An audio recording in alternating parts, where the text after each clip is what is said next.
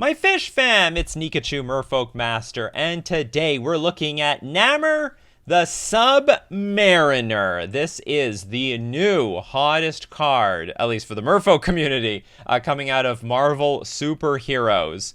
It is a 3-mana star 4 flyer. Namor's power is equal to the number of Merfolk you control whenever you cast a non-creature spell. With one or more blue mana symbols in its mana cost, create that many 1/1 blue Merfolk creature tokens. And guess what? Is the card good? Well, today we are looking at a 5-0 list from none other than the user Fart Sniffer. That's right, that's the actual username that got a 5-0 with this list. This could be a Fart Sniffer build of Merfolk. So how is this deck built around getting the most out of Namor the Submariner, whatever? This card requires you to be playing with a lot of non-creature spells, and I didn't think it'd be possible in a traditional version of Merfolk. I thought it'd be more possible in a Delver-esque style of Merfolk, less creatures, more spells. But you know what? Fart Sniffer found a way. So we do have a lot of usual suspects like Flare of Denial, which counters any spell, Force of Negation, and we're also bringing back Disrupting Shoal. This is a blue X spell. It's an instant. You may exile a blue card with mana value X from your hand rather than pay this spell's mana cost. Counter target spell if its mana value is X or less. This card was always super clunky. I have played with it in the past, but actually maybe this build is going to make it work for the one reason that this deck doesn't have any basic lands. There's no basic lands. I might even think that might even be a mistake. Maybe we should have like 1 to 2 basic lands for Field of Ruin and that new Path to Exile removal spell. But this deck is playing with no basic lands so that we can maximize Disrupting Shoal with Glasspool Mimic. We've got Hydroelectric Specimen. We got Dwari Disruption. This is a pretty cool, interesting card. So it is, can we see the land part of this thing? It's a, the instant part. For 2 mana, instant counter target spell unless its controller pays 1. So we could have a counter spell at any moment. Oh, you want to tap out for something big? Unfortunately, not a lot of big stuff in Modern. A lot of cheap stuff. But still, you tap out, you might get hit with like the days, I suppose, of Modern. And if nothing else, we can always pitch it away to the Disrupting Shoal. We're also playing with Sink into Stupor. That's not a bad card to use with Namor. So we play Namor, we sink into Stupor anything, we get 2 more creatures on the battlefield, hopefully tempo the opponent out. I like the sound of that. Now, Namor, by the way, Namor is a star 4, so it's at least going to be a 1/4 at the very least, because it's going to count itself. Remember, its power is equal to the number of Merfolk you control, and this is a mutant Merfolk villain creature. A creature type so big, apparently cannot even fit in the digital text box of the Magic the Gathering card. And now, one thing that I always thought was really cool about Namor that I am interested in is the evasion, the natural flying. You know, we are not as dependent on Island Walk. Yeah, we have that plan in this deck. We got the Lord of Atlantis. We got the Master of the Pearl Trident. We have the Harbinger of the Seas. But what if we don't have it? What if we're missing one piece of the puzzle and we still have all these creatures on the battlefield? Hopefully Namor is going to go up in the air, fly over, and smash our opponent for a ton of damage.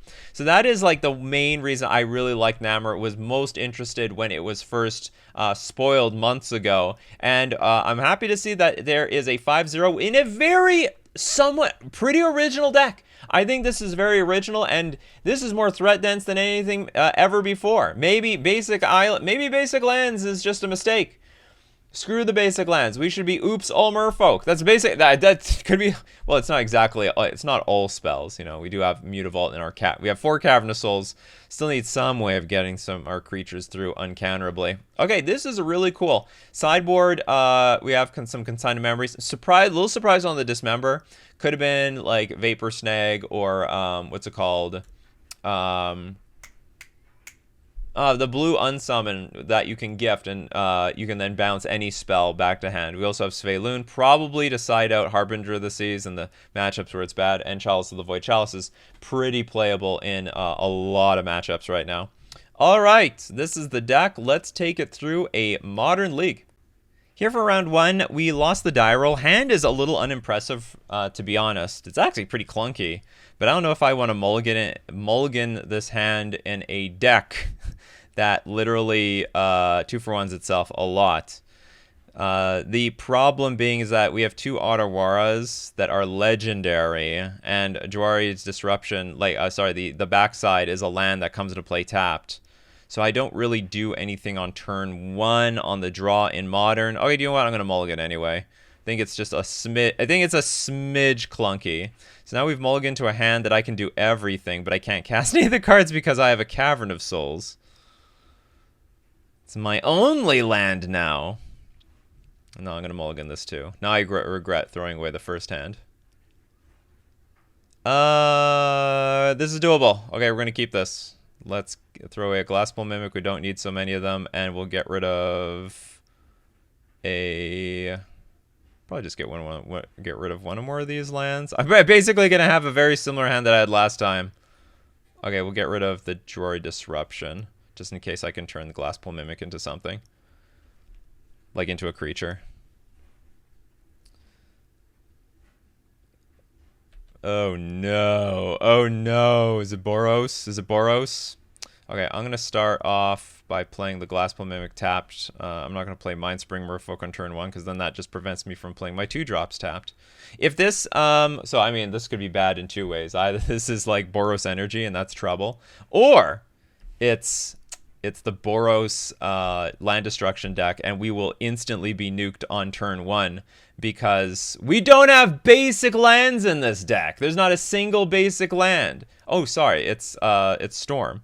That is some good news. It's good news in that we have I think our deck has a lot of answers to Storm. It's bad news in that I am completely defenseless here. Maybe not completely. I'm not in good shape. We're just going to pass the turn with our Hexcatcher up. Hopefully bolting ourselves with the Soporific Springs as a sign of strength. Okay, the Ren's Resolve is going to resolve. I can't do anything about it. Found another land, another Ruby Medallion, which just makes my Hexcatcher that much worse. Can things get all that? You know what? Let's just... okay. I need to put something on the battlefield. We need to get like a board going here. I was thinking about it though. But if like I counter it, then what? Now I'm just sort of hoping that they just don't. They have like these cost reducers and nothing else to use with their deck. Like they don't have any They don't have card draw or payoff spells. Show the Mindspring Merfolk. Really hoping to find some free counter spells here. Force Negation would be nice. Flare of Denial. Okay, we got a little something here. A little something is on the way. We do have something. And we have a clock. We have a decent clock, actually. This is not a nothing clock around here. Even though we keep bolting ourselves. I suppose the card that I'll toss away would be the Silver Gill Adept. If we have the opportunity. Glimpse the Impossible. Exile the top 3 cards of your library. You may play those cards this turn. It's a lot of cards. What if that's the only card advantage spell you got? 3 cards is a lot of cards. Okay, I'll flare this. My hope is they've got rituals. They got Ruby Medallions, but they got no way of getting some serious card advantage over here. Okay, they got a Ral. Ral can flip. No. So they lost the coin toss. So they're going to draw a random card with their Manamorphose. Hex Magic. Exile all cards from your hand, then draw that many cards, which is going to be 2. Until the end of your next turn, you may play cards exiled this way. Sure. I can't counter it because I can only sack 2 creatures. What you got? Oh no! Grape Shot. That'll wipe my board. I'll have no board left.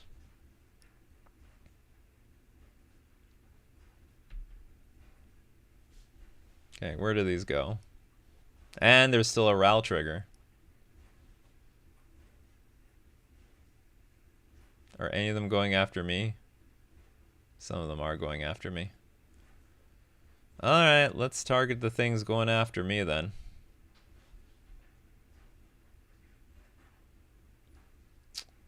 And this one's getting targeted in the end, so I can wait to see what's going to happen with Ral. Oh, that was stupid, I guess. I should counter something that I am capable of countering. Okay, I'm one life total less than I should. I was too curious to know what Ral was going to do before I took my action. You know, for a deck that is so popular right now, I'm playing against it so poorly. Okay, we got Ren's Resolve. Ral flips. Is it over? They're not at -8 yet, but I mean, it's not like I can compete with this thing. So we need a Sink It to Stupor to bounce Ral. Not Sink into Stupor.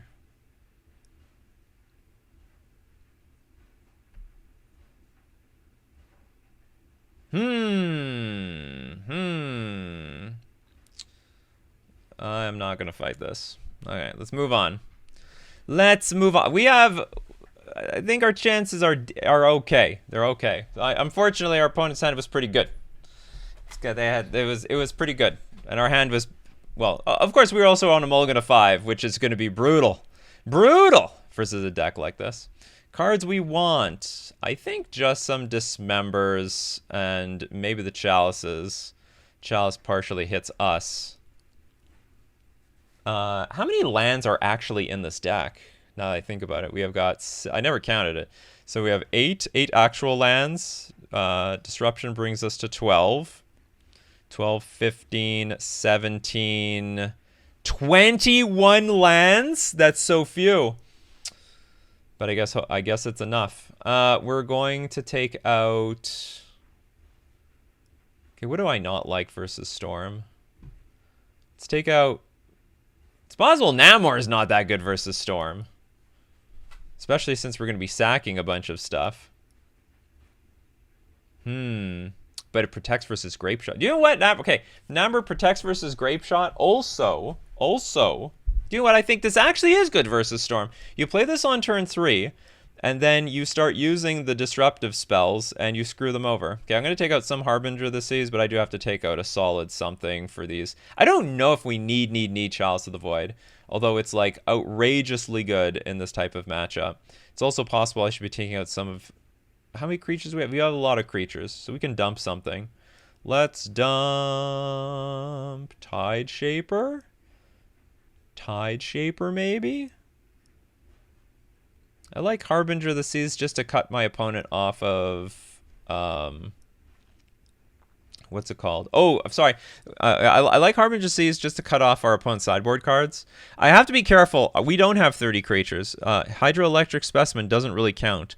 Glasspool Mimic also doesn't really count. So we have to be thinking we have 25 creatures. Maybe we just can't have these too many Chalice of the Voids. I don't know what's ideal. I don't want it to, like, the other option is taking out some of these free disruptive cards, like Disrupting Shoal, or maybe not even having Dismember. How important is Dismember here? Hitting Ral is important. It's like, it's pretty good. I want to say Chalice of the Void is more important than Disrupting Shoal, but I don't know for sure. Okay, we'll... Okay, take out Tide Shaper for some more Chalices. Okay, hopefully that's okay. So we have like 23-ish creatures post board. I think 23-ish. Fantastic hand. Keep. Hand is very good. I might want to do nothing on turn 1, so I can play my Silvergill Adept on turn 2. Remember, by the way, when we're bringing Chalice of the Void in, we're bringing it in strictly to play on 2. That's the whole point of Chalice of the Void. Also, by keeping the Mindspring Merfolk in our hand, we leave the option open to play our Force of Negation. We can play a Force of Negation. We have another Chalice of the Void.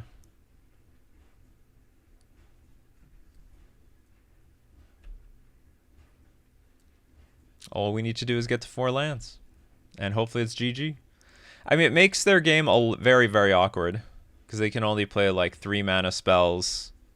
Some 1 mana spells. Disrupting Shoal, pretty cool. Pretty cool. Cool, cool, cool.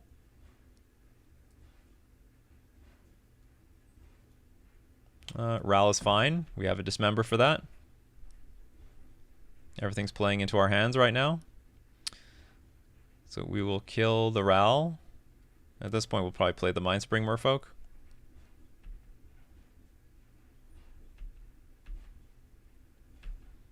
Which, unironically, can increase our storm or whatever.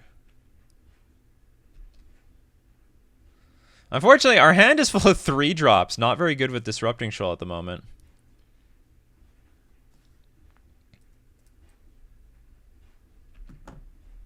Because our opponent's deck is just loaded with 2s. Glasspool Mimic is fine. I think we are going to, even though I don't draw any cards off of this, we're going to buff the board. Well, I can do this at instant speed, right?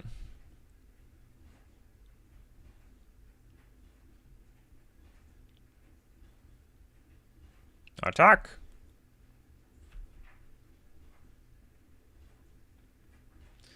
Attack!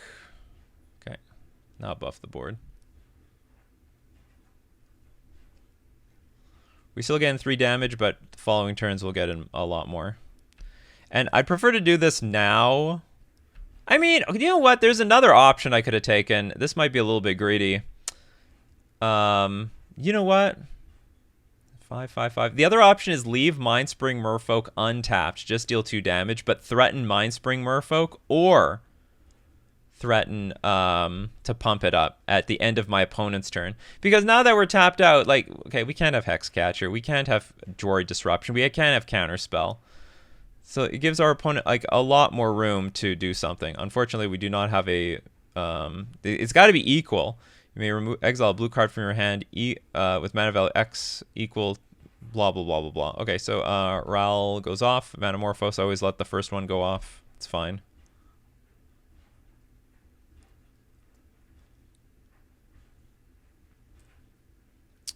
Pyretic Ritual. Okay.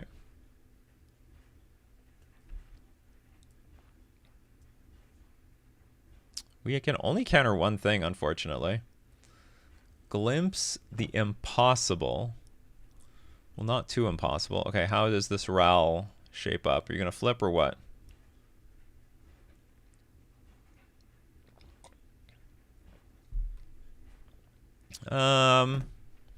Sort of in the same situation as last game. I got to counter this thing. 3 cards just could mean that they just go off for the rest of the turn.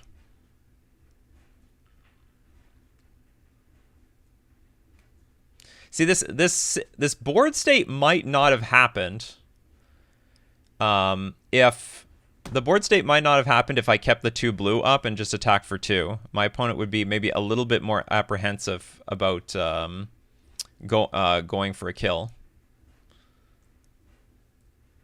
You know what's interesting? I was just thinking about it right now. Disrupting Shoal actually combos with Disrupting Shoal because it has a mana value of 2.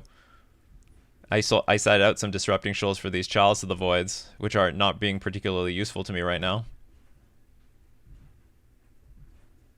Okay, this is an unusual line that I don't see very often. The Ral is going into the red zone. Or not the red, there. The Ral is on the attack. Okay, let's attack Ral.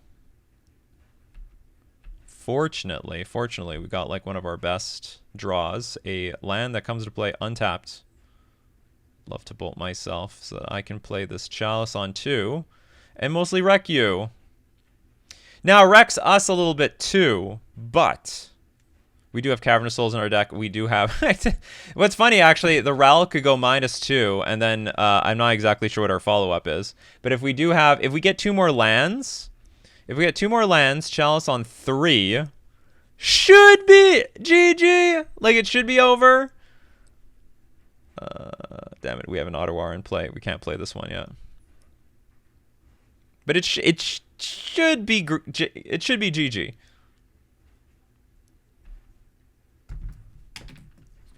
Because that would hit the Wish, and it would hit like every single 3 mana card in their sideboard, which there are a lot of.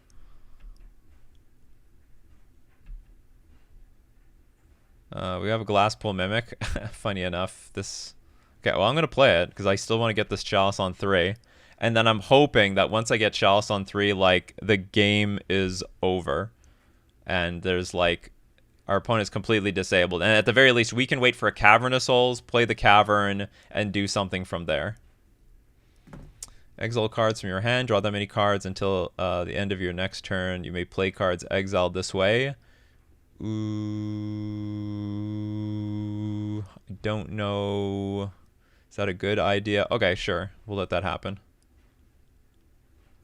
They have just a 2-drop, a 2-drop, Past in Flames.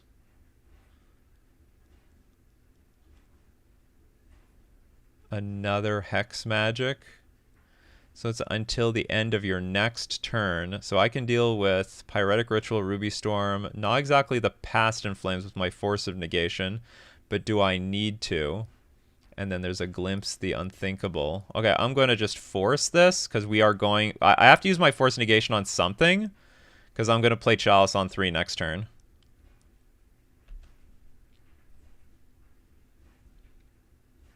Okay, float... Oh, sick. We drew our 1-drop. That's so sick. Okay, we're going to float the mana. We're going to play an Otawara. We're going to choose this one to keep. We're going to float that mana. We're going to use all our mana. It's going to be a big Chalice of the Void. Chalice on 3. Alright, good luck casting all this stuff. I mean, you can play a Past in Flames. Yeah, okay, and we just went on the spot. Because they can't. We locked them out! That's why you bring in the Chalice of the Void, baby.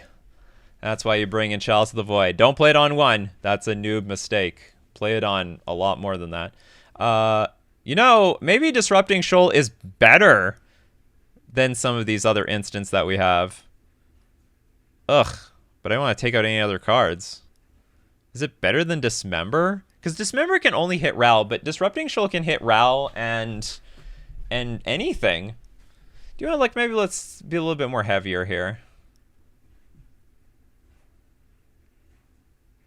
Okay, yeah.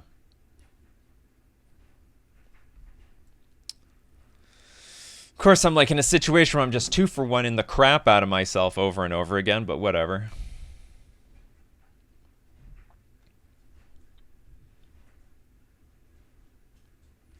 Hand is...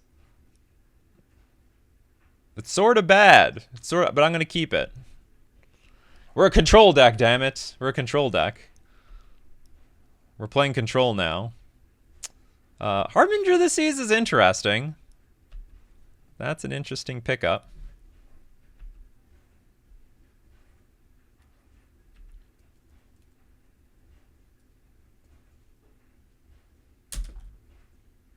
Also, don't forget that you don't forget the fact that you can also just cast this card for like blue X. Like that is a totally like legal thing you can do if you want to. Oh, Mindspring Merfolk. Well, that is actually going to be useful because that could be Flare of Denial food. So we'll put the Sink into Stupor tapped. And I guess I should play Mindspring first. And we are slowly on our way to cast these Disrupting Shoals, this Harbinger of the Seas, and many more wonderful things. Many wonderful things. And actually, if we draw 1 land, I will most definitely try to draw a card off of Mindspring Merfolk here. Unfortunately, our opponent played 1 basic mountain, which makes me a little sad. Exile all cards from your hand, then draw that many cards. Until the end of your next turn, you may play cards exile. Oh, this like doubles their hand. That's pretty, it's pretty disgusting, in my opinion. Let's Disrupting Shoal. And I guess we'll get rid of a Flare of Denial. I want to keep the Harbinger of the Seas because I still think it can like lock my opponent down a little bit. If not, then we can always pitch it to Disrupting Shoal. Another Chalice of the Void. Which is good. 2 Chalices can win the game. Again. It is possible. I didn't realize this deck has blue in it. Slightly unusual.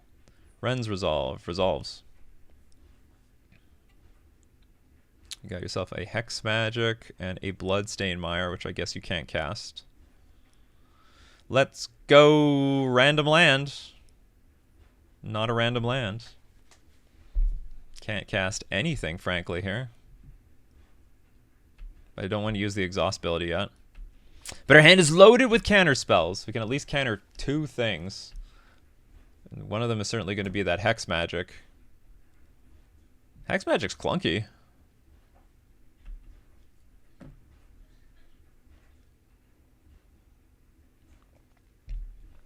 Okay, I think I'm going to dump the Harbinger of the Seas because our opponent like has a lot of... I mean, okay, it's still useful. It's useful because we still hit the sideboard cards. But I don't know if it's as useful as it used to be.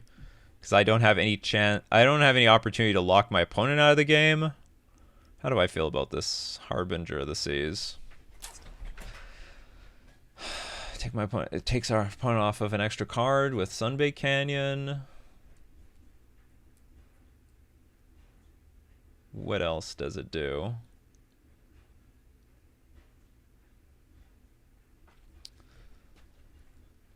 I don't want this to resolve. That's a lot of cards. It basically doubles their hand, right? Exile all cards in your hand, then draw that many cards, and until the end of your next turn, you can play the cards that you exile, so you have like 10 cards. That's freaking bonkers. Okay, let's... I feel like I need this Harbinger of the Seas. Would I play it on turn 3 if I have the option? Yeah, I think I would. I think I would. And that would... It wouldn't completely cut my opponent's mana off, though. Okay, I don't know what's best. I'll get rid of the Harbinger. The main reason being that if I have 3 lands, I'm going to want to activate this to draw my 4th land to play Chalice of the Void, and I think I would prioritize that a little bit more than playing the Harbinger of the Seas at this point. Grape Shot. Very, very rude. You make me regret. Because now Flare of Denial is offline. Well, the good news is if we do draw that 3rd land, we have Flare of Denial and Force Negation up. We did draw it. It's going to cost us a bolt, but whatever.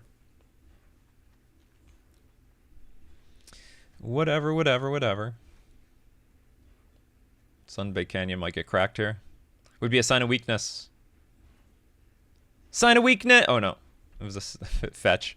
A land hit the graveyard. I thought it was going to be Sunbaked Canyon. They're thinning the deck. A classic storm line. A classic burn line. Alright, they're drawing a card. Sign of weakness! Bolting ourselves was a huge sign of strength.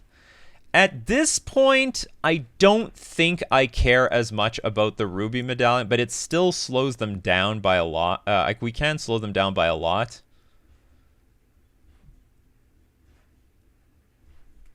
This is definitely a bait card. But is it worth, like... You know what? I'll just do it. I don't want to be in a situation where I'm not playing my cards.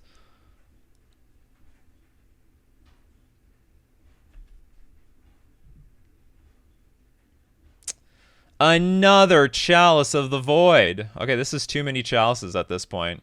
Too many chalices and not enough lands.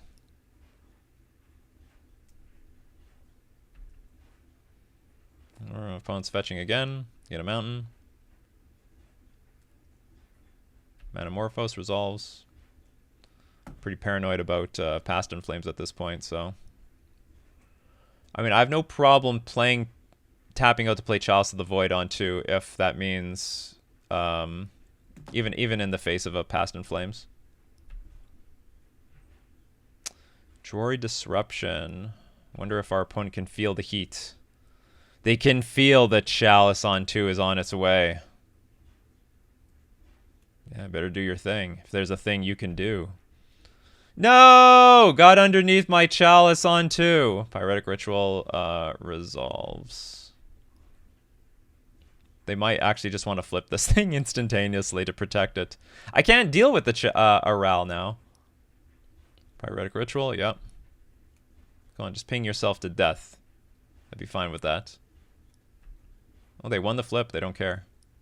Okay, they have no cards. They have almost no cards left. Something is about to be played. Past in Flames. What are you going to do with Ral?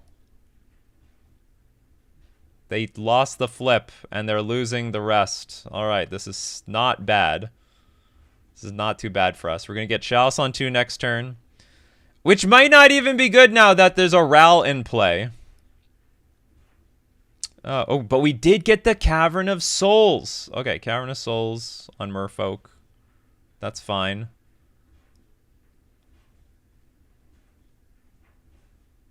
Done. Okay, and then we're setting up a Chalice on 3. Can Ral do anything to us? I mean, in theory, what our Ral can do now is our opponent just chains a bunch of spells, lets them all get countered by Chalice of the Void, but then they flip the Ral to then, I don't know, start nuking, eating up our board a little bit. We got another Cavern of Souls. Should we... I don't think we should put this on Merfolk. What's another creature type that's in our deck? What else do we do? Rogue? Glasspool Mimic. We could do Rogue. What's Namor? Mutant. Okay, Merfolk is a... Namor's a... Sorry, not Namor. How about Hydroelectric Specimen's a weird? Just thinking of the 3 drops that get countered right now. I guess we could go Rogue.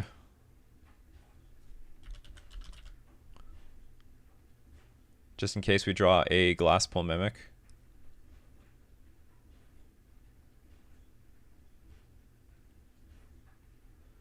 Game is a little different this time though, because a Ral is on the battlefield.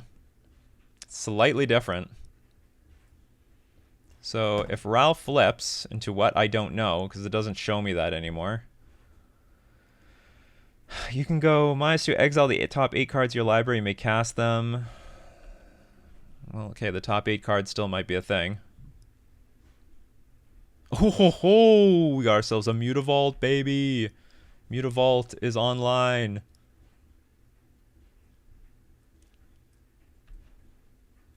They could also just storm off with Grape Shot still. That's possible. Okay, we got a Lord. Got ourselves a Lord. First Lord. Uncounterable. I do believe this is an island opponent.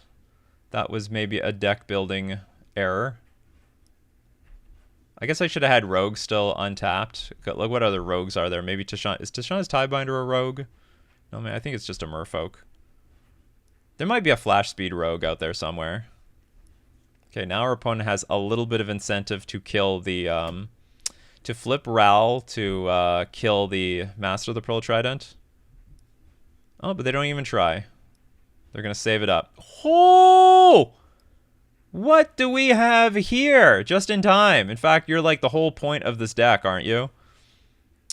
Okay, we're going to activate. We're going to attack with both.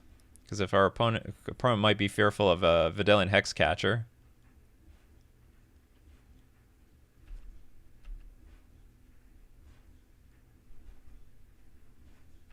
They were not fearful. Not fearful enough, anyhow.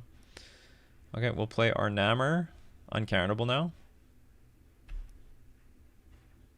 And it'll be a 3/4 with flying. That unfortunately doesn't give us any Merfolk from our Chalice of the Voids.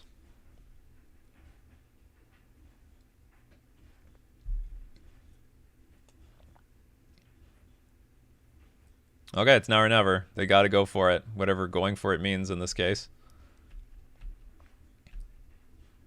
Everything gets countered. So they can't even get Ral to the critical 8 loyal. I don't think they can get Ral to the 8 loyalty. Does it start? It starts at 2 loyalty. This is the second spell played for the turn. They're all gonna get countered. And unfortunately our opponent keeps losing the die rolls. It's possible they're just gonna die to their own Ral. It's possible. Okay, Ral flips. But what to do with it? Deal 2 damage to, like, what, me? Oh, to themselves! They're going out on their own terms, as they should. Well, Now I'm gonna. That's it. Now, in one way, it looks like Chalice of the Void was the star of the show, but actually, I do have to give credit to the threat density of this Merfolk. This is the most threat dense possible idea we have ever seen. Maybe Violus is the way to go, but when you go Violus, you gotta make your lands all your spells, like with Jawari Ruins and Disrupting Shoal, because that combined actually has some synergy. Okay, that was round one. Let's go into round two. Here for round two, we won the die roll. The hand it's a hand. I'm gonna keep it. It's actually a fine hand to have on the play. Probably not gonna have time for this Mindspring Merfolk. Maybe we will. Who knows? But probably we're gonna start off with Draw Disruption and then bolt ourselves to play the Hexcatcher.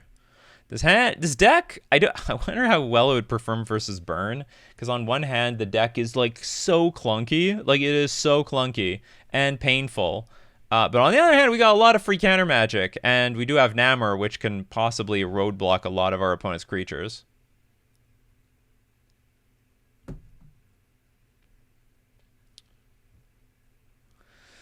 We are up against Ross Merriam.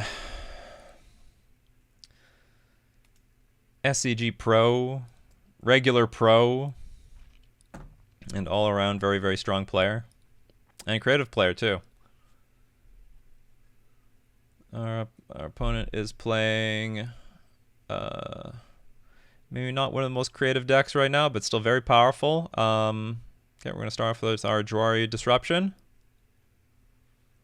Last few times I played against Ross, he was on, what's it called? Those like Phoenix decks. Which is pretty neat because there aren't really any Phoenix decks in Modern. Devourer of Destiny. Beginning of your first upkeep. You know, it's almost evil that it's at the upkeep and not before the game begins, because then my opponent on the draw can see what they're up against. To some degree. I don't know how much that matters in 2026 when people can just look up users online. May not matter at all. You already know what you're up against.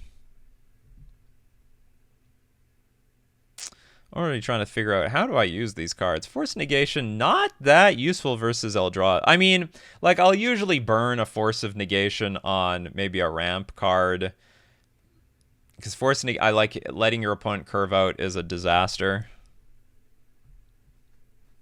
I actually have a decent hand for a Harbinger of the Seas start. So if we can go like land into Harbinger of the Seas, that would be quite good. Like Force Negations, like for example, some sort of Mana Rock, and then follow it up with Harbinger of the Seas might give us our best chance of winning this game. I wonder, what does our Counterspell Suite do against Kozilek's Command? We have Flare of Denial. Probably, well, maybe the what's it called will work. Disrupting Shoal. Oh, interesting. We have Tide Shaper. I am actually going to play that card. That looks like a fine and dandy card to play here before opponent gets their Kozilek's Command online.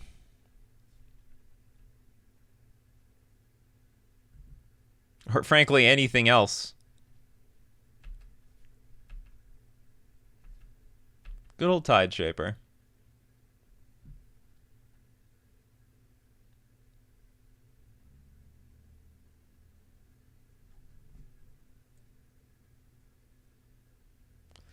Another Eldrazi Temple.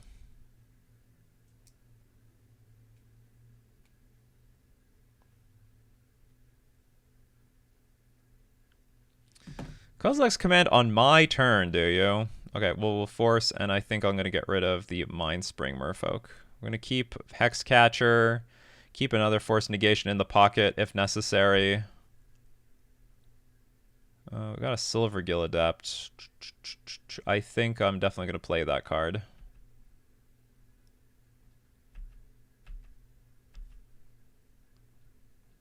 because I really want my third land. I'll show the Hexcatcher.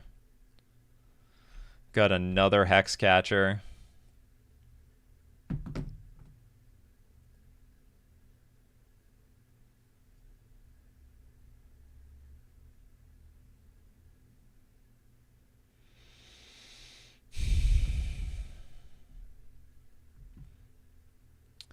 Maybe because of the Drawry Disruption, our Ross opted to play the Kozilek's command on his turn. Because that's very unusual. I almost 100% of the time I'll see someone play Kozilek's command on my turn. I mean, also the Hexcatcher, threat of Hexcatcher. Okay, so there was a number of different things to play around there. Force of Negation was probably lower on the list, and also forces me to 2-for-1 myself.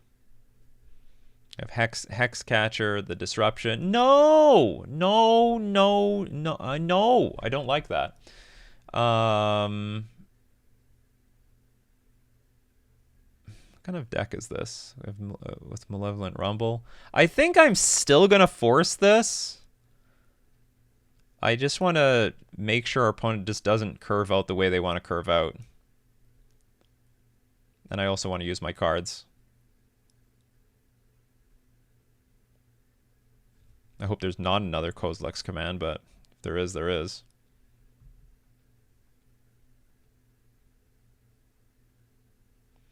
So I revealed a Hexcatcher. I tossed a Hexcatcher, so for all they know, I don't have Hexcatcher anymore in hand. Oh, they have another Kozilek's command in hand? Okay, they do. But we do have Harbinger. So at least my thinking, if they had another Kozilek's command in hand, we do have a Harbinger of the Seas that we can follow up if we draw land, which we do.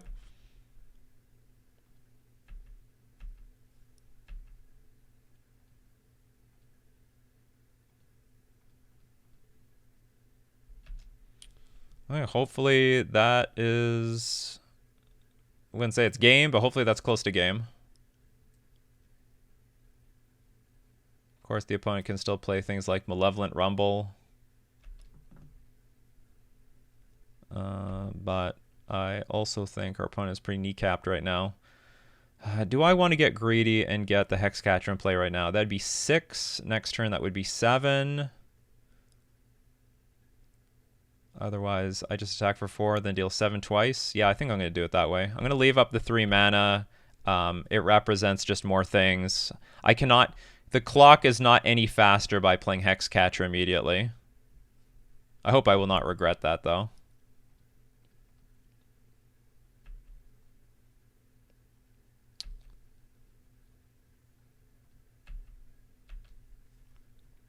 Can't play Silvergill Adept, unfortunately.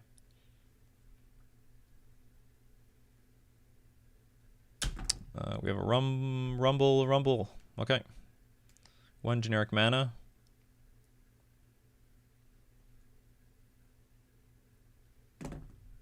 What cards were revealed? Talisman. That can do stuff. Blade of the... Oh! We weren't even up versus an Eldrazi deck. Eldrazi deck in disguise. We were actually up against a Blade of the Bloodchief deck, which is awkward. Awkward, but I guess our opponent can't combo off this turn under any circumstances. Or probably not under any circumstances. Did I have any information earlier? Where did this Basking Brood scale? Hold on, what is this? What's the exile zone? Okay, look at the reveal the top 4 cards that you may put a permanent card. Okay, so this is the revealed part. So we're looking at a Devourer of Destiny, a Grove, a Basking Brood scale, which requires green to get in play, and a Emrakul the Promised End, and a Vexing Bauble. Fleshraker I cannot interact with. You have to cast colorless spells with this. And I drew... Okay, hold on, cancel. We will play a Silvergill Adept. Feel a Master.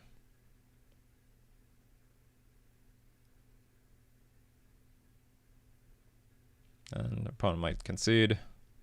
Opponent does not concede. We drew something awesome. Flare of Denial will make sure that this game is super dunzos. Brood Scale, a Brood Scale. Okay, Dismember, definitely. Even Consign to Memory, definitely. Don't know about Chalice. Don't know about, especially since they've this deck will have some number of, what's it called?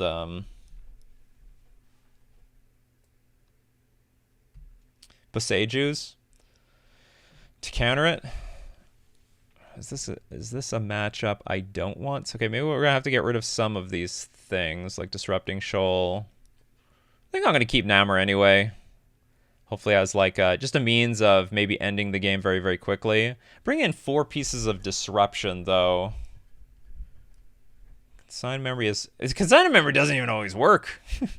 They have Cavern of Souls in their deck, but I definitely need to have Dismember.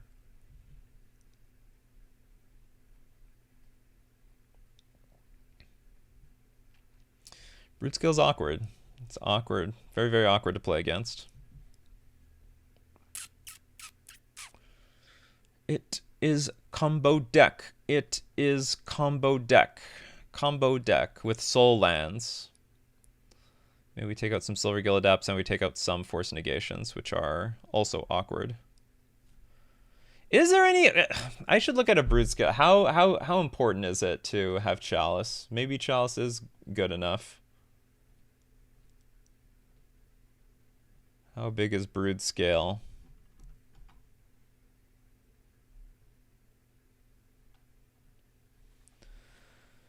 I hit Ancient Stirrings, Unholy Heat on 1, but well, and of course the blade can be found off of Urza Saga, right? So that's not good.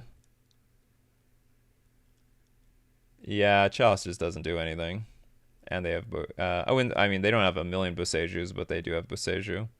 What are they gonna bring in? Pyroclasm. Ugh. If they bring in Pyroclasm, then actually there's some reason to have Sphaloons in the deck and to be like maybe at a little bit of a chunkier mana cost. A little chunkier. And I just sided out some of my counter spells. A lot of Pyroclasms coming in.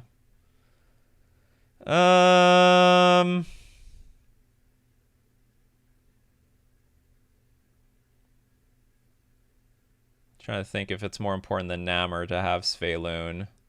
Pyroclasm is a problem. I'm just gonna submit this deck. You know, it's been so long since I played against Brood Scale. I don't know what's like the weakest link to bring in a Sphaloon.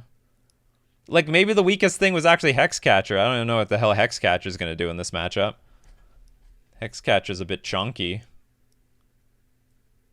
Maybe we could have been all lords and all free hand disruption, or close to it.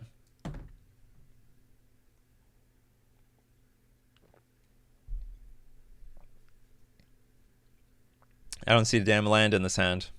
Mulligan.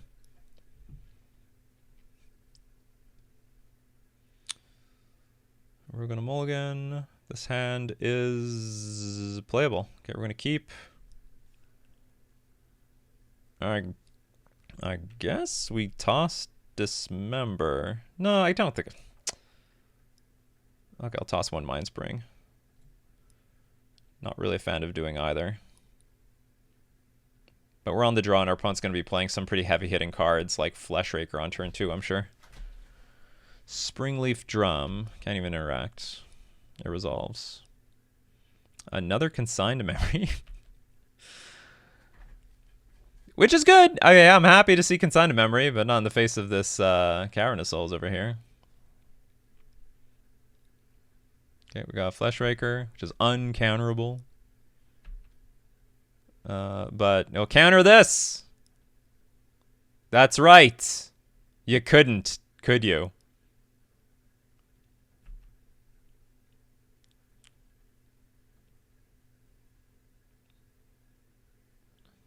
I'm gonna bolt myself not so happily. Because this like hard represents that I have things like Consign to Memory in my hand. Hard represents.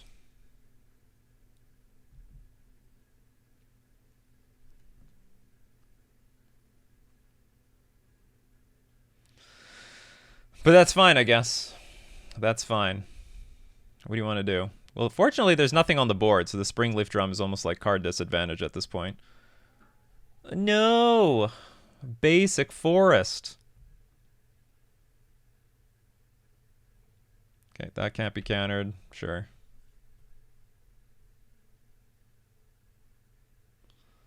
Cast a spell. Well, I don't have anything free to play right now, so I could counter this for two reasons. I could counter this with the intention of freeing up my free spells later. Also, I deny my opponent a card. Or they might just be going for the combo now anyway.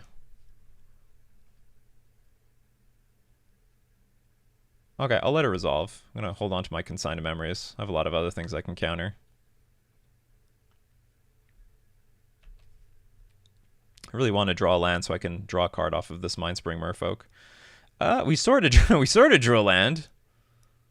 Not the land I wanted, though.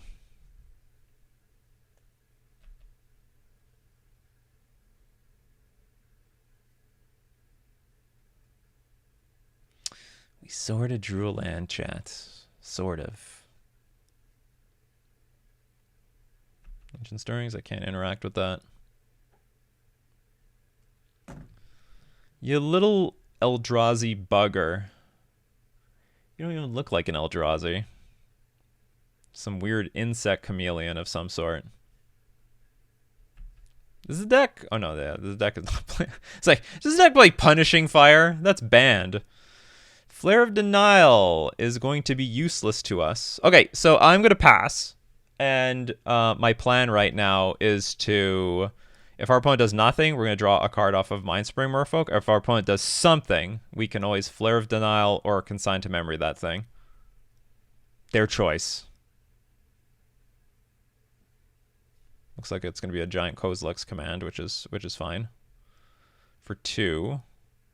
Surprised it didn't go one further.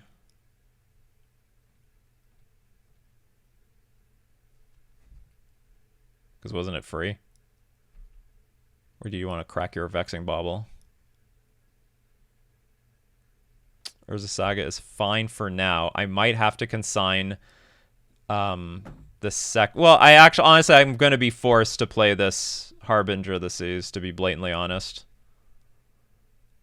What's interesting, whenever one or more +1/+1 counters are put on this creature... Oh no, I don't think that's going to change anything with Brood Scale. Because I could block and try to pump it up. Okay, I'll take the damage for now.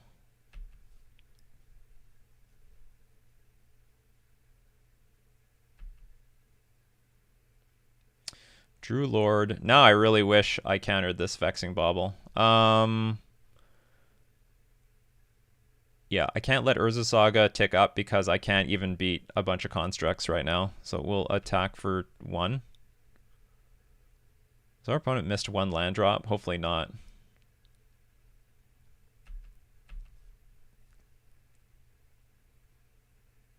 Because it increases the chances that there's even more lands in hand.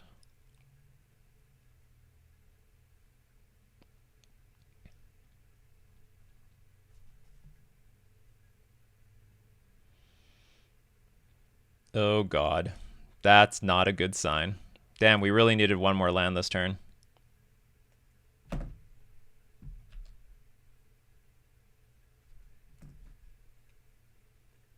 Where there's one Kozilek's command, there's always a second Kozilek's command.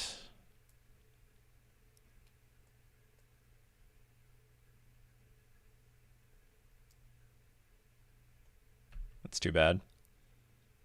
Now we're just like super dead. Whereas the opposite could have happened if we drew a land. We could consign to memory that damn thing.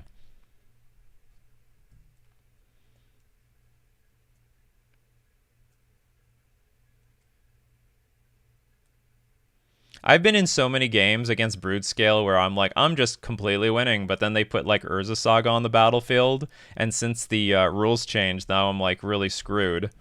Like it really forces the issue versus them.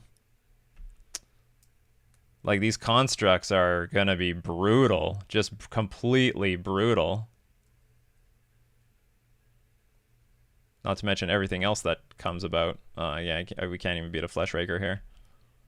Another Urza Saga?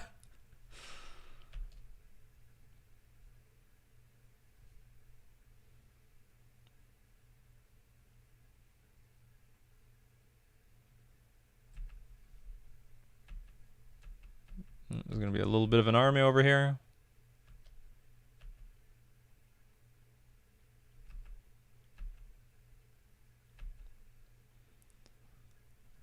Does Namor change anything? I can't. What does exactly Blade of the Blood Chief do? A Blade of the Blood Chief. Whenever a creature dies, put a +1/+1 counter on equipped creature. If equipped creature is a vampire, put 2. So it's going to get a +1/+1 counter. Whenever you, whenever more, and then okay, that just goes basically infinite, and then they can kill me with Glaring Flesh Raker. It's fine. Close, but no donuts. Do I want to change anything? Getting a 3 mana sucks. It's hard. It's hard in this deck. It's only playing with 21 lands and 2 Silvergill Adepts.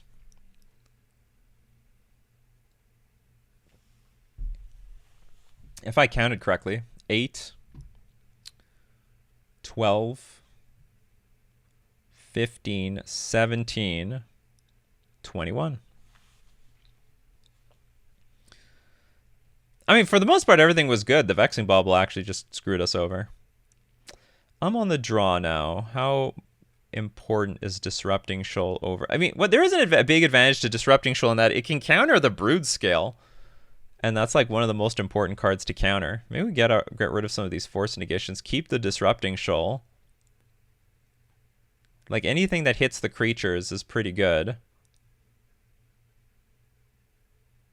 Oh, but it doesn't hit Kozilek's command. And if they have Cavernous Souls, I'm doomed anyway. Damned if I do, damned if I don't. Kozilek, honestly, Kozilek's command is like the most brutal of all the cards. We have consigned to memory for most of the creatures anyhow. Okay, we'll just click it back. I don't know what the best thing to do is. I think Svelune is a worthwhile card having in the deck, but I don't want to have too many 3-drops versus this deck. But maybe that's not bad. Actually, let's bring in some, take out some Hexcatcher. Like Hexcatcher looks useless. I think Hexcatcher, because they do have some walking ballistas. So maybe we'll put our faith in Svelune. Even though, like it's a 3-drop, like whatever. We can pitch it to Force Negation. We can pitch it to, yeah, pitch it to Force Negation if necessary.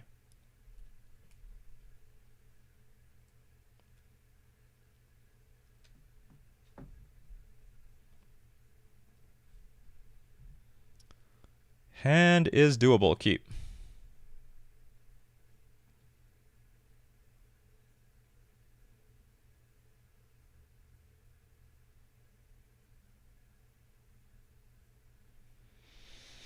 I think I'm gonna put Glasspool Mimic in play first. It's a bit of an awkward choice, but I will guarantee that he can curve out into a 3-drop by turn 3.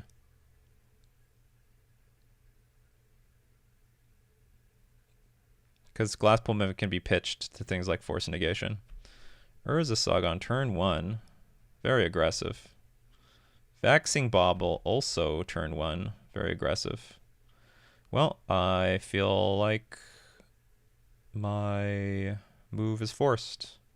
Play Merfolk, we'll play our Tide Shaper. Immediately on Urza Saga. Back in my day, this blew the damn thing up. Not anymore. That was a big upgrade. It was a big rules upgrade. Not often do rules drastically change the strategy of some decks, but it definitely helped this one.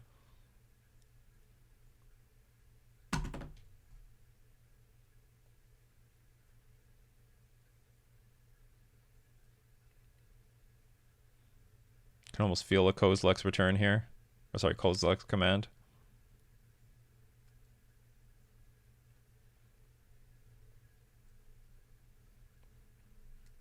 Yep. It's like unavoidable.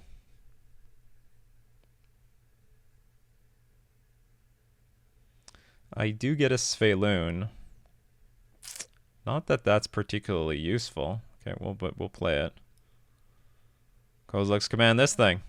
Much bigger.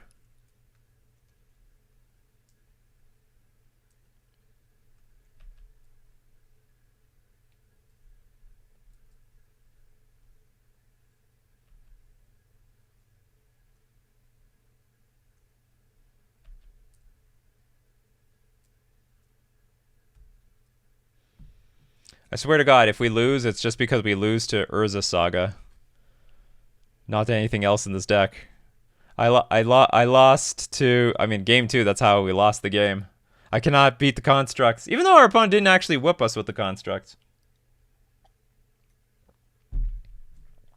Threat of constructs is too strong. It is a weird thing. I don't know. Am I, like, imagining things? Whenever I'm looking at Urza Saga, I'm thinking, like, I can't beat these constructs. Like, impossible. But nobody goes for the construct plan versus me. I wonder if it has to do with the fact that they play against a bunch of random other Merfolk players and, you know, playing against, making the constructs maybe as a waste of time versus cards like Trickster, for example. You know what I mean? Maybe that's the case. Okay, well, now I can actually... Okay, I'll play Sink into Stupor untapped, so I can protect myself with this Flare of Denial. And we'll attack for 3, draw a card, figure things out. Got a Mind Spring Merfolk, which is like... Don't even want to play this. I'd rather have Flare and Dismember up.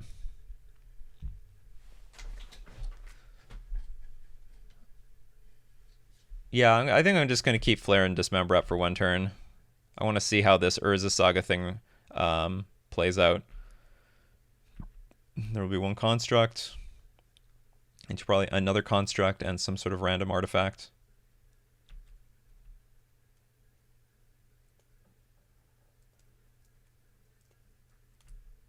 Okay, just floating the mana, that's fine.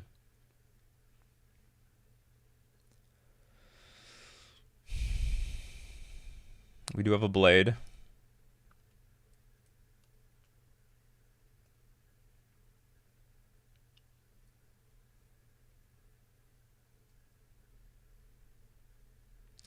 Okay, they're going for the combo. Fortunately, I do have... I'm glad I didn't tap out. I'd be dead by now.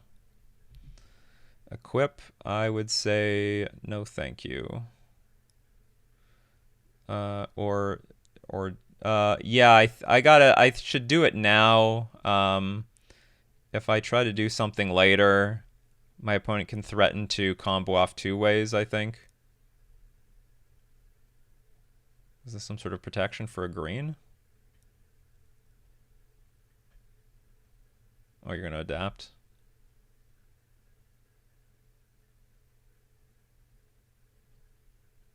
Oh, you make another Scion before it's dead? Sure.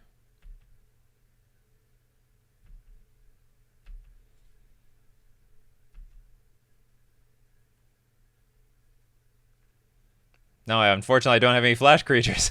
I don't have any flash creatures. Vexing Bauble doing a lot of work here.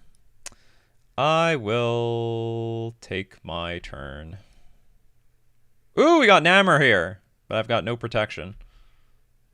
Namor has arrived. Can I draw land? Did not draw land, but drew Harbinger of the Seas. Interesting.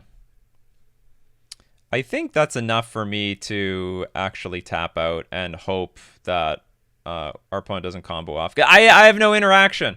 I mean, I have Flare of Denial, but that doesn't do anything right now. Or ever. Okay, so we'll play our Harbinger of the Seas. Desperately hoping that this shuts off some chunk of my opponent's deck, and we'll play Mindspring Merfolk. I understand. They still have the Eldrazi spawn tokens.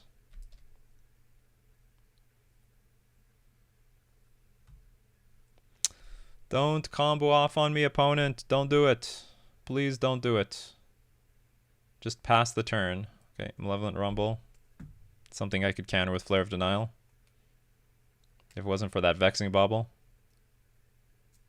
Is there anything better in my sideboard? I mean, you know what? Actually, well, no. Disrupting Shoal is probably worse than Flare of Denial. Hard casting this is just a lot better. I don't know. I think I sideboarded relatively well. So what did they get? They put Sowing. Oh, they got Springleaf Drum. Help play around a lot of stuff. Okay, there's a second Blade of Bloodchief. All right, maybe we can. Oh, please draw me a damn card. I need a land so I can hold up Flare of Denial while also beating our opponent's face in, and then we can win. Okay, they equip the blade to the construct, but do nothing. I draw Consign to Memory. That's pretty good. That's not bad. It gives me options. I think we're just gonna play our classic Lord Smash. Lord in for the win type of deal.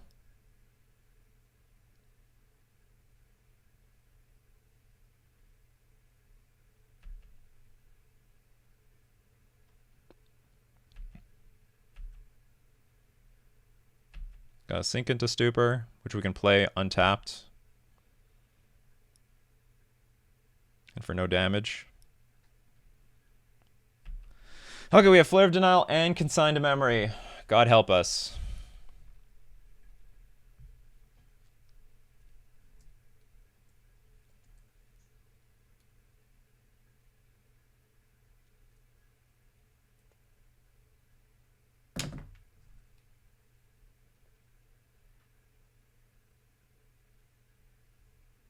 Good question.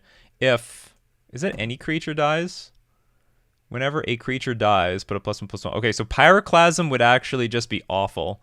So I would have to counter that with Flare of Denial. It would just be, the most evil thing. Because then our opponent... Could they kill me? 1, 2, 3, 4, 5, 6.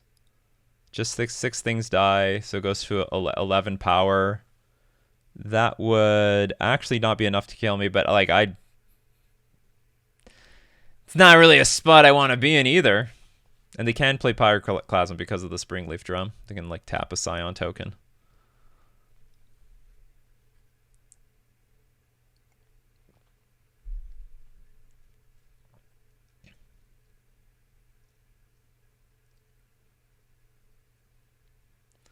This is the fart sniffer era, people. This is the fart sniffer era of Merfolk. It's all spells. It's all gas all day, all night. It's impressive. It's impressive, really.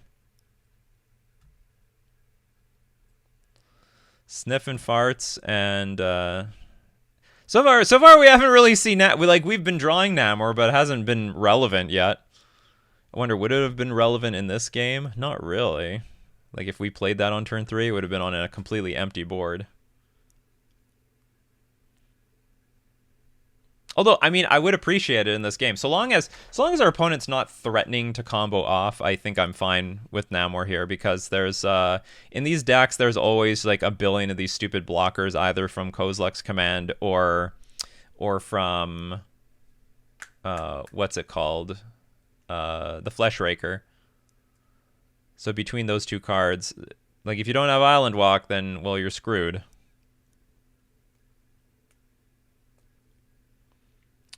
Well, Ross has like something.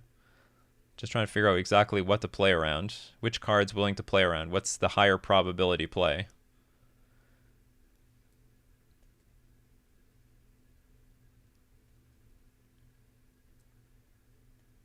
I hope that is the case. I hope none of them matter.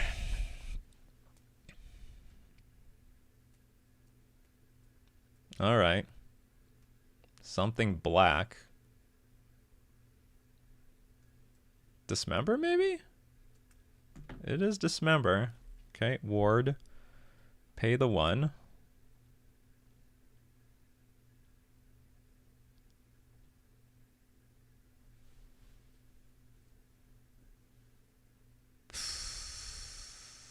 Do I just counter this?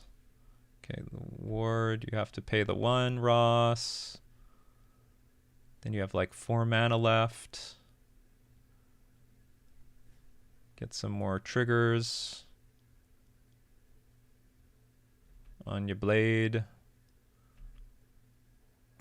Oh, it's funny, this is not legendary. Would it have been worth it to equip it for 1 then? Have 2 of them on here? Whenever creature dies, put a +1/+1 counter on equipped creature. And then you get like double the counters. Is that still possible? So if I go Flare and you equip this, we can't have colored mana anymore. The colored mana is over. Okay, so I will I'll counter this. I hope this was not a bait spell. If I got baited, then I got baited.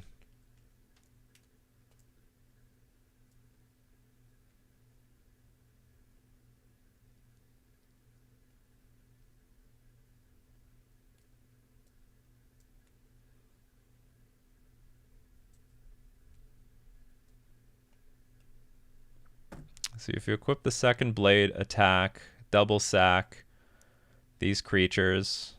Okay, well, if that's getting sacrificed, that's a sign of weakness. That's a good sign for us. Because Ross definitely didn't want to throw that card away. Okay, Ancient Stirring. Not even sure what they can I'm not even sure what he can find here.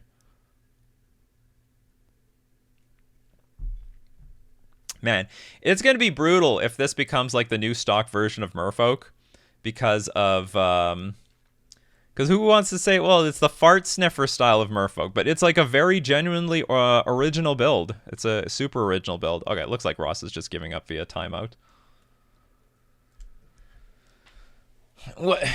Which is whatever. Who would want to resign to Merfolk? Okay, and we are... Uh-oh. Are we winning, or did we disconnect? That would be terrible. It's possible I disconnected. Okay, thank God. In old versions of Magic the Gathering Online, if your opponent went to 0 and like the game didn't end, it actually meant you disconnected. The problem was with you, and your time was actually up. Okay, we won the match. Fart Sniffer Merfolk is 2-0 so far. Let's get into round 3. Round 3, we lost the die roll. I don't have a reason to mulligan this hand, so we're going to keep it. Fortunately, I mean, it doesn't look like it, but we actually have 3 lands to curve right into our Harbinger of the Seas. And I'm going to guess this is Affinity. Yeah, it's Affinity. Do we have a way of dealing with this? We have like a million cards to answer Affinity. Especially, what's it called? Especially Disrupting Shoal, which can like pitch a lot of our 3-drops, like, you know, Sink into Stupor, Glass Pool Mimic, even Harbinger of the Seas. So now how good is this card? This hand probably is garbage. I mean, this hand is probably just terrible at this point. And given the way that our opponent has played their hand, a Kappa Cannoneer is on the way down. Can we interact with it in time? Probably not. Boo. Then I guess we're gonna play a Glass Pool Mimic and pass. What a sheepish way! What a sheepish way to start this game. We'll be ready for game 2, though. We'll be ready for game 2. Oh, here comes the Cannoneer. Yeah, I know. I like every single time, I swear to God. I don't even know why I'm going to even... I don't think there's any reason to play on from here. We got nothing. Pretty sure we got nothing. Yeah, we can concede. We can concede. Okay, cards that we want. Mostly just Chalice of the Void. Not really. I mean, I'm not really that big of a fan of the Consigned to Memory. It's okay. You can sometimes snipe off I mean, you just basically snipe off a random artifact. It's one less artifact that they have to work with. Cards that we're going to want to pitch. Probably... I sort of want to keep all the counterspells. All of them. All of them. Like, Flare of Denial can deal with the Kappa Cannoneer. Like in that first game, we knew they had Cannoneer. I could have just bolted myself, played Tide Shaper for one. I think I had Tide Shaper in my hand, maybe Mindspring Merfolk. And, yeah, Flare of Denial, that damn thing. Oh, Hexcatch. Well, okay, Hexcatcher. Hexcatcher is not the worst card in the world. So that we can attack with our 1 toughness creatures into some 1/1s, depending on the build that they're playing. And also it's a Lord. Maybe we'll just shave off some Silver Gilladapts. Feels a little awkward. Oh, is Namor good? Hold on, Harbinger of the Seas is not that necessary. It's fine, but not mandatory. We can use it for some island walk and also maybe interact with Urza Saga. I'm hoping Namor is going to be okay here. I'm hoping Namor is good. Oh, Dismember is good too. Just to interact with some of the creatures, the key creatures. But maybe we can just interact with them with like Flare of Denial and Disrupting Shawl. Let's put our faith in our pitch cards and our Chalice. Chalice is good. This is not a powerful hand. This hand cannot clock our opponent very quickly. Does have interaction. It's not a fan of this. I don't see any big upside to this hand. I see just like really minor side to this hand. Do we believe in the heart of the cards? We get a few draws off of our Silver Gilladept. Okay, well, no, I want to be I want to be greedy. I want to be greedy. Come on, this is not an easy matchup. It's not. This is basically the same hand. It does have Jawari Disruption though, but it doesn't go anywhere. But we do have a Tide Shaper and a Mutavault, if that matters, and a Flare of Denial.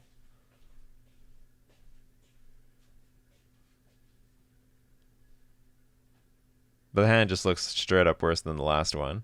Okay, I'll keep it. I don't want to go down to 5. Because if I go down to 5, I'm literally just praying to God that I find a Chalice of the Void to make everything worth it. So, sort of hoping our opponent starts off with Urza Saga, so we just pick that thing off. Ah, you gotta be kidding me.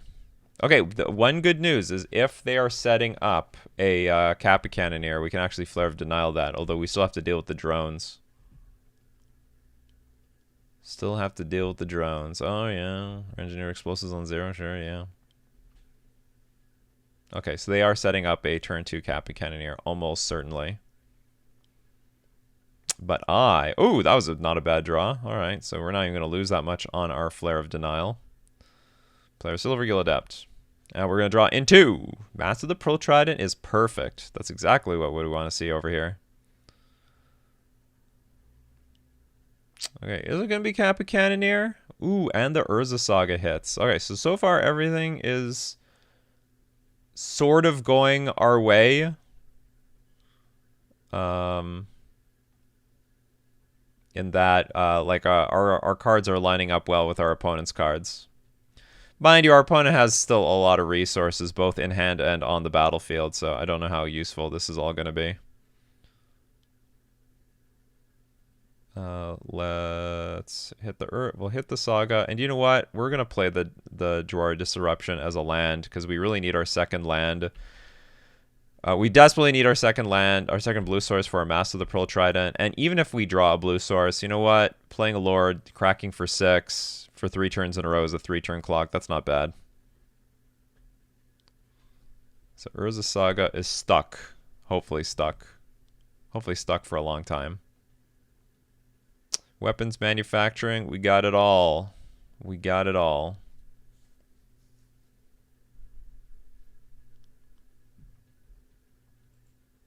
We just can't beat Pyroclasm. Although we have backup. We have backup just in case there is a Pyroclasm. Interesting. Don't attack with the second one. What the hell's up with that? Oh, do they have a counter spell? But then they would just counter our thing, right? If they had that rebuke. Yeah, it doesn't make a whole lot of sense to me. But maybe they have a counter spell. I just don't understand why you'd hold up one flyer. Yeah, let's go. I could also play Mindspring Merfolk right now, then to attack for 4. No, okay, I want to get around some interaction. Also, if my opponent does have Pyroclasm or has some sort of Pyroclasm effect, if we draw a Lord, we can play around it, and then or we just force them to pop it off right now. Which honestly wouldn't be in very good shape if that was the case, because then the Urza Saga is unlocked.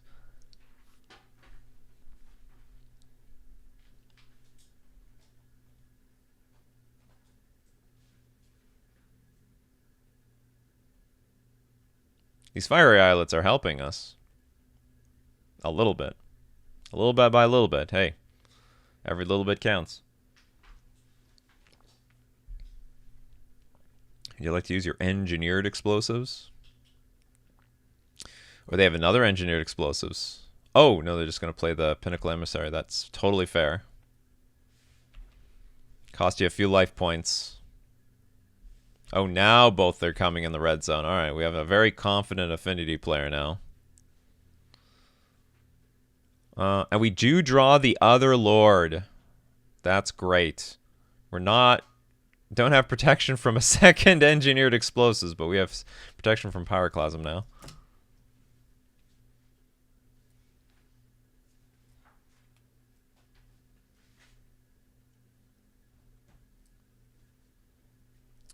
Can we force a game 3? Game 3? Game 3? Game 3? Oh, I guess a weapons manufacturing still screws me over, doesn't it?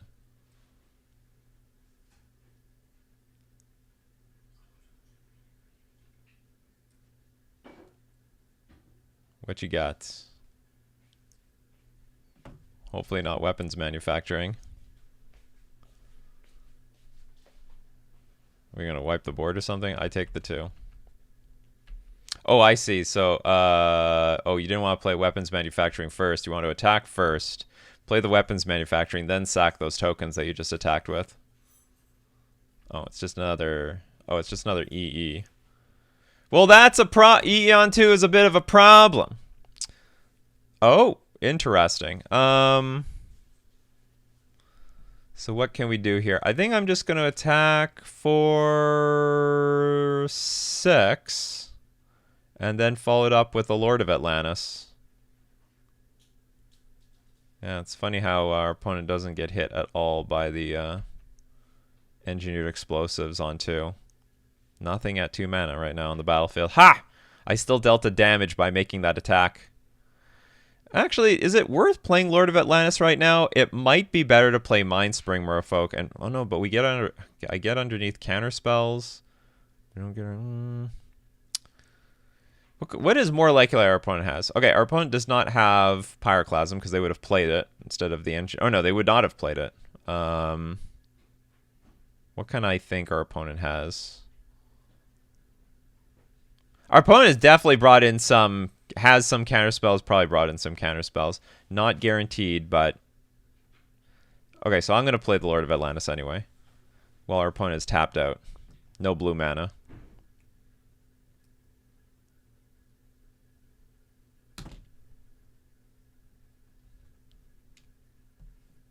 Let's hope they just don't keep ripping engineered explosives. A lot of good cards they can draw. Come on, start sacrificing some fiery islets. That'd be a sign of weakness. I need some signs of weakness. There we go. Thank God. Oh, that feels good. Gives me some safety here. Makes me feel like I have a chance. Oh, yes. Yes.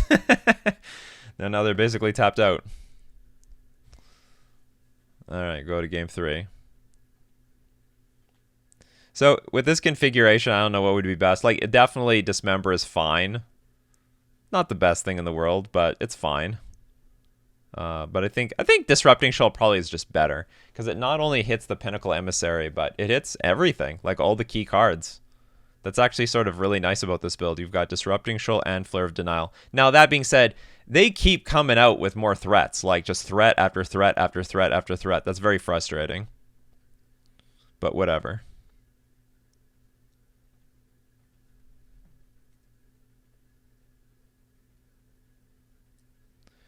The only downside to Namor in this matchup is our opponent can make a lot of flyers. So maybe potentially a lot of chump blockers. On the plus side, we can block the flyers. We actually have some defense. This hand, oh, I'm definitely keeping this. This is a premium hand. It only loses to Pinnacle Emissary. I would say it only loses... Okay, sorry, it doesn't... Pinnacle Emissary and maybe some Kappa Cannoneer hands will screw this, but we're going to keep it.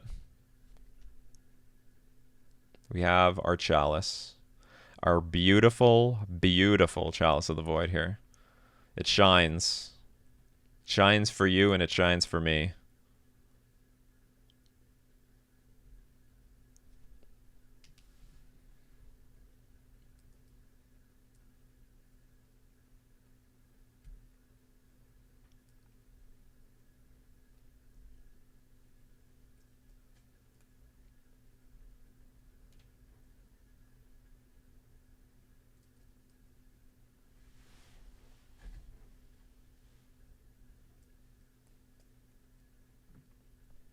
Okay, game starts with Shivan Reef. Perfect. They have like a weapons manufacturing type of hand, which is going to be promptly wrecked.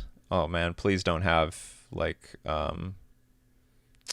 I can't play around anything. Please do not have consigned memory. That'd be awkward. That would be very awkward.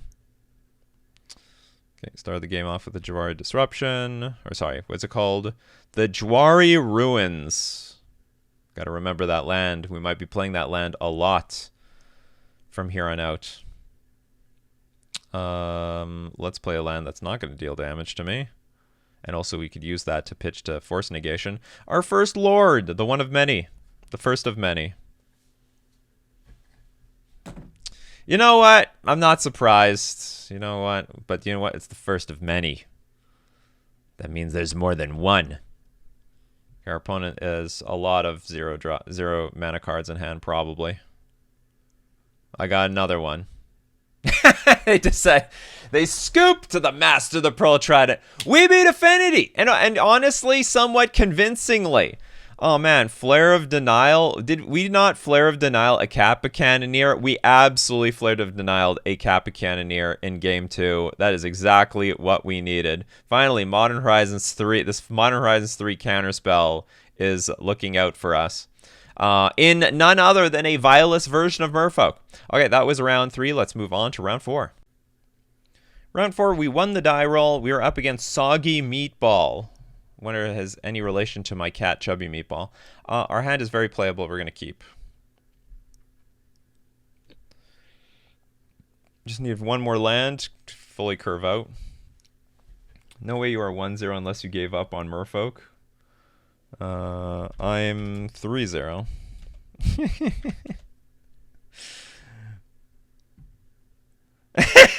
Oh, my opponent was... So my opponent is saying, like, no way... Here, can I share this with you all? They're like, no way you are even 1-0 unless you gave up on Merfolk. Well, guess what? Yeah, no shot. It's no shot, you say. Well, you might be surprised. This isn't any regular version of Merfolk.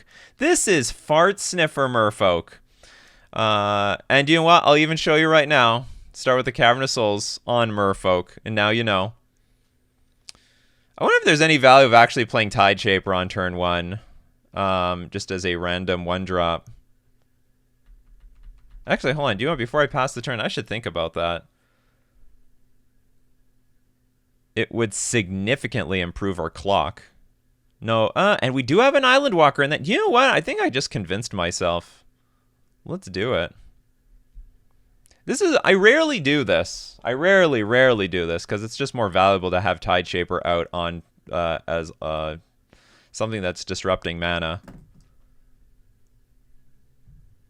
But I've decided to change my mind today. Let's attack for 1.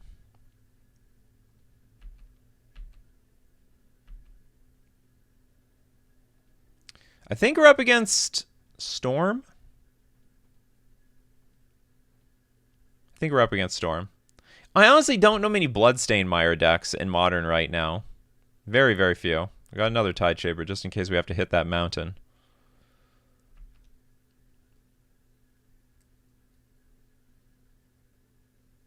So this can be... Oh! That is not the land I was thinking of. Okay, I guess there's like a Grixis Reanimator deck too. Yeah, okay. So if we can peel a land, maybe we can just get an easy free win here. Okay, forget it. No easy free wins for us. Psychic Frog that I cannot interact with.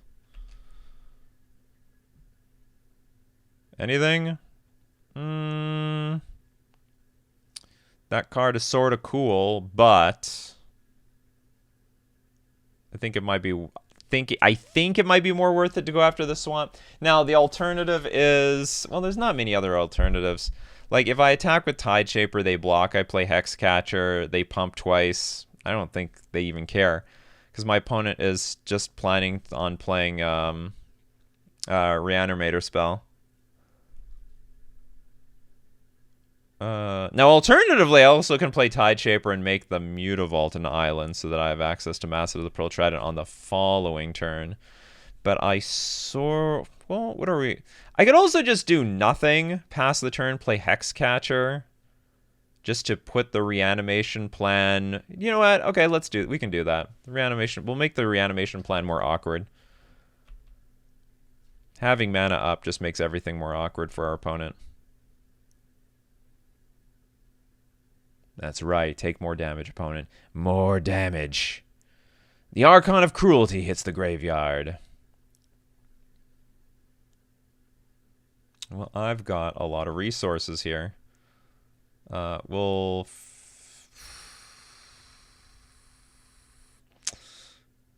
to pitch Tide.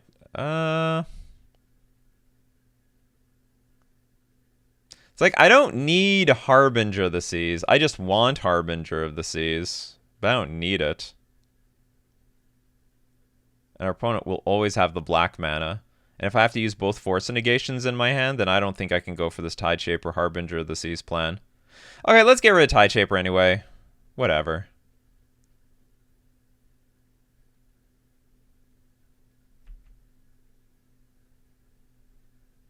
If I have to, I will attack with a million creatures, Hexcatcher, a Mutavault, and so on. Okay, this Psychic Frog can hit me for 1. You can start drawing some cards. No big deal. No big deal. I'm okay. I'm okay. We actually just might do enough damage and attack our opponent for the win. We have another Hexcatcher. Okay, another Hexcatcher is nice, because they'll protect our other Hexcatcher. I don't think this deck plays with Bowmasters. I don't think. Yeah, we'll put the second Hexcatcher in play before blockers. Hit for a good pile of 10 damage. And pass the turn. I think they need land and that Emperor of Bones card to get through all of this. That should be fine, because now they can't play land Emperor of Bones. I don't think there's anything devastating that they could draw off of the Faithless Looting. Or at least I don't think it's going to be worth force negating.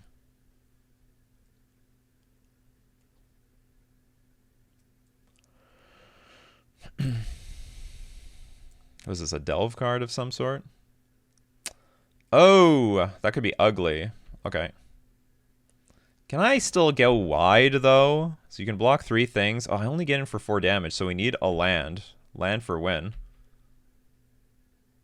Land? Can I get a land? That comes into play untapped. Be careful what you wish for, apparently. Oh, no! Oh, this game is getting out of our grasp. What do we do here?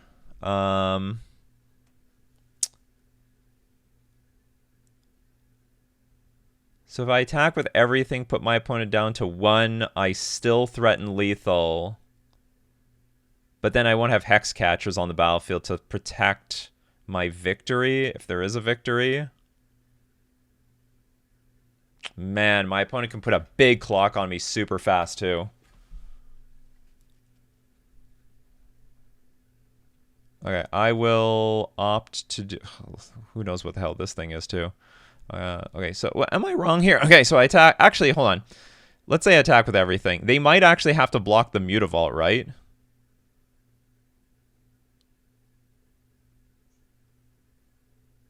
Oh, they have to block the big stuff. They have to block the Mutavault. They have to let the Hex Catchers go through. If they block any Hex Catcher, they die.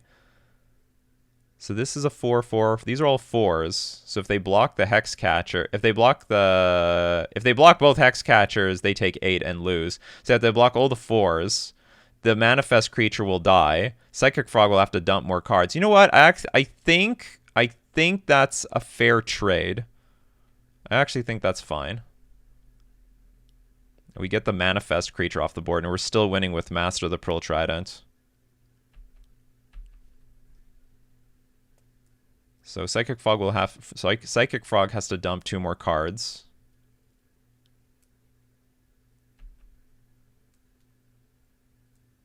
To stay alive. We still have a Force Negation in the pocket.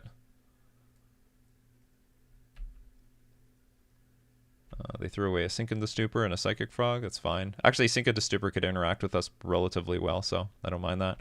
Okay, pass the turn. They still can't... And also, by doing this, they can't attack us. They just can't do it. Fetch lands are also offline, if that matters.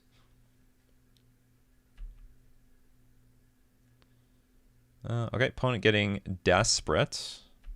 Oh, because we are threatening lethal, actually. We are threatening lethal. Persist? Absolutely not. Not on my watch.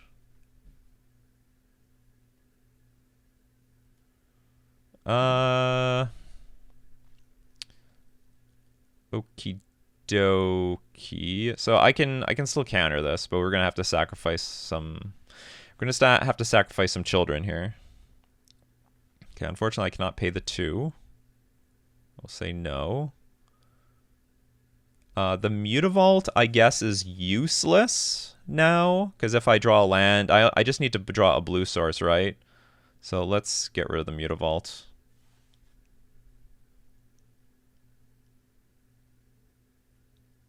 Yeah, I think we'll get rid of the Mutavault.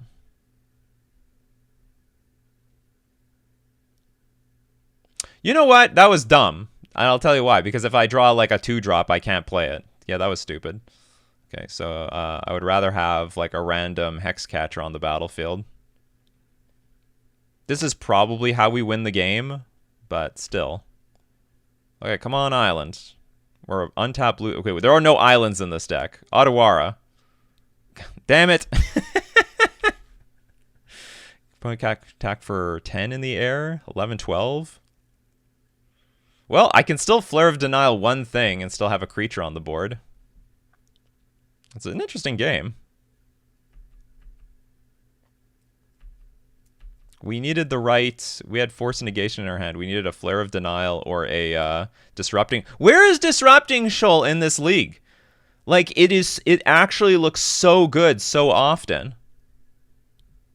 It looks amazing. Abhorrent Oculus. I think I am not going to counter this. Because if I counter this, I have no way to defend for victory. Like, I'm going to die next turn anyway. There's no way I can defend against any of this crap. So we let it resolve. We hope to draw our untapped blue source, or a blue source that we can put into play untapped. And then we protect the Master of the Pearl Trident with our Vidalian Hexcatcher.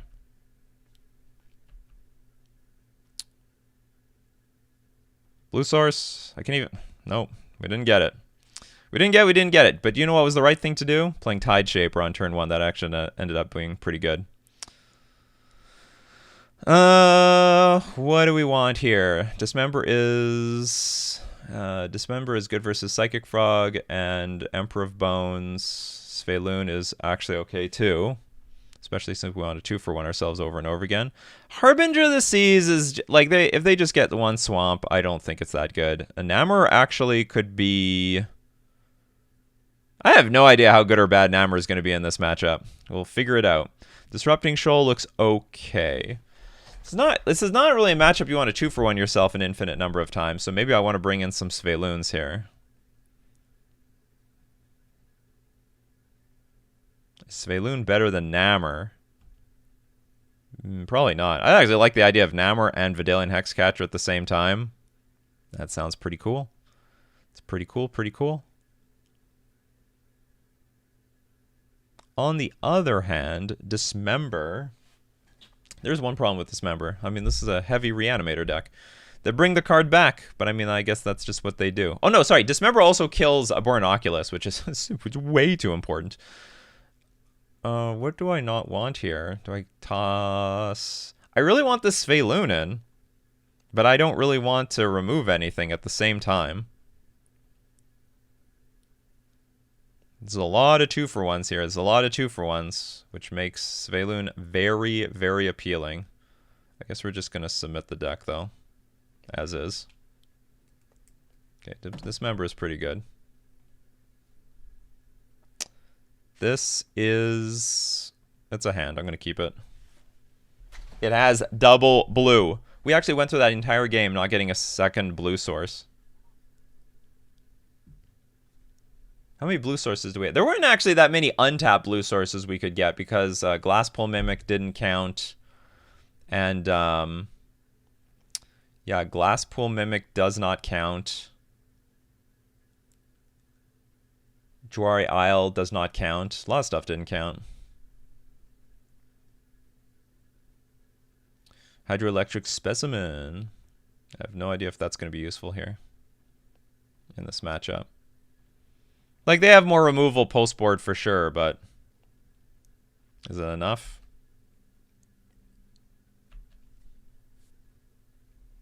Well, now we're getting the lands.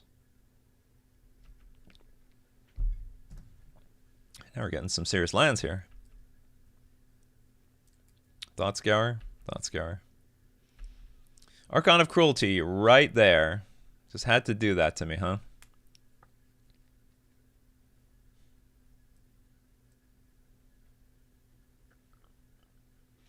Emperor of Bones. Welcome to the Shoal. The Disrupting Shoal. That felt nice. That felt so good. I cannot tell you how good that felt. That was awesome. That was so... Namor! Do we go for it? I think we go for it, chat. I think we go for it. This will be the first... This is going to be... Finally, this is game 4. This is match 4. We finally get to play with Namor. Up until now, we have not got this damn thing in play. We got the goods in our hand, chat. We got the goods. Oh, I don't really want to get rid of this Mass of the Pearl Trident yet, though. I'd rather not do that if I don't have to. Namor starts off as a 2/4. Unearth the Emperor of Bones. How about no? How am I going to say no to this, though? Get rid of the Silvergill Adept with Flare of Denial. I guess I don't really want to get rid of the Lord, but I need to save the Flare of Denial.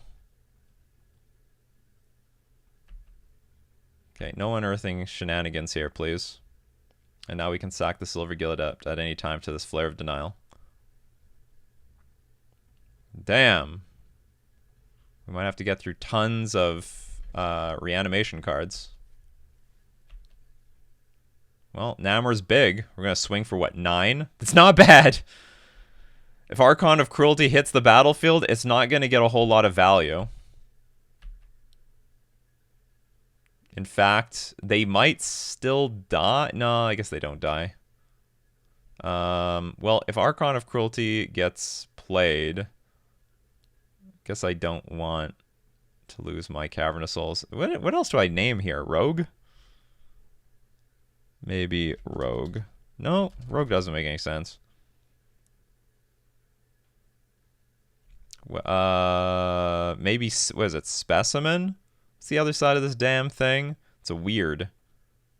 Ah. Yeah, we'll say weird. Okay, please do not. If you want, you can like reanimate the Emperor of Bones if you don't have a 4th mana. I'd be okay with that. And even at this point, if they played the Abhorrent Oculus, that wouldn't even be a big deal because we still have 3 damage coming through because we have 4 tokens. So they can block Namor, block a token with the creature that they manifest, but that's not enough. Clean! Clean! That was not bad. That actually felt... You know what? Honestly, that whole game played out like... That's what all those cards were designed to do. The Force of Negation, the Disrupting Shoal. Instead of like just getting 2 for 1 and having nothing, we actually have pressure. I have to take... Hey, look, that was exactly what Namor is for, and it worked. Okay, game 2. Does anything change? We are on the draw. We are on the back foot. We are under pressure. Consign to memory. Can interact with Emperor of Bones. It's the only thing that meaningfully works. Yeah, I think I'm just gonna do nothing. We'll just click it back. I mean, so there's a world where you can bring in Chalice of the Void and play it on 2. It's a world, all right. You don't have to do it, but there's a lot of 2-drops in that deck. There is a lot of 2-drops. Although if I was confident in the Chalice plan, I should have been doing it on the play. But unlike Storm, let's just say unlike Storm, I think our opponent has a lot more game around this. Like we're under immediate pressure. Keepable. That's all I'll say. It's a keepable hand. You actually Thoughtseize wrecks this deck now that I think about it. Oh no! Oh no! Vexing Bauble is going to change everything. Actually, this deck is so much weaker to Vexing Bauble. I didn't even think that was in their deck. Well, in that case, we have to do everything the old-fashioned way now, don't we? No, don't we, chat?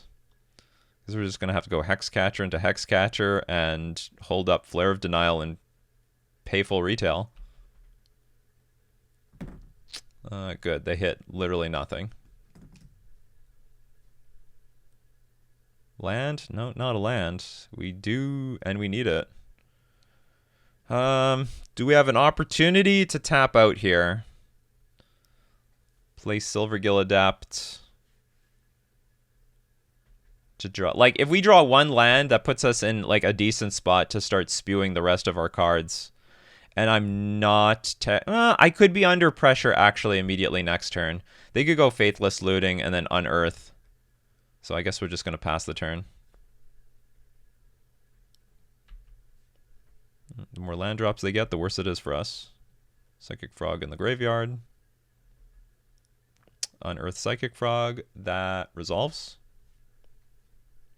Unfortunately.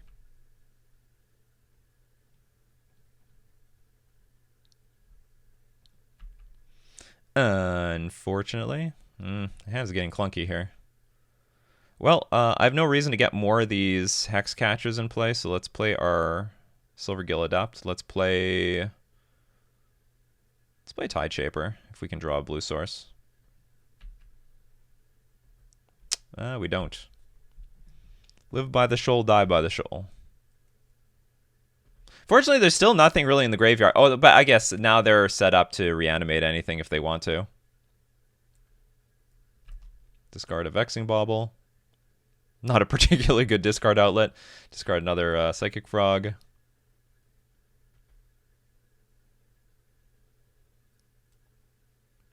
Oculus, okay. For some reason it feels like Vexing Bauble shouldn't even be good in this deck, but it is. So if we draw a Lord, 1 Lord, maybe we can win. Because that would put an enormous amount of pressure very fast. But we do need to draw that Lord. And like now. No. No Lord. And that's very painful. It's obscenely painful, actually. But I would have been willing to pay that price on turn 3.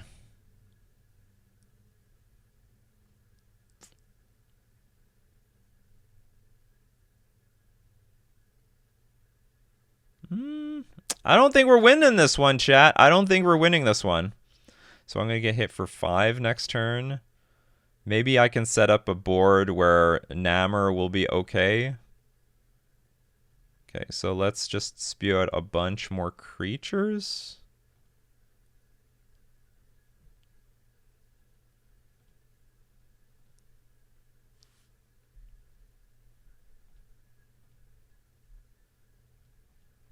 And pass. So our opponent can swing over for about if they draw a card, they're going to swing over for 6. They can swing over for 11. If we draw Namor, we can block the Oculus. We got a lot of problems. You know, I'm not going to sugarcoat it. There's a lot of problems on the battlefield. Okay, Psychic Frog gains flying, but probably won't be able to achieve flying next turn.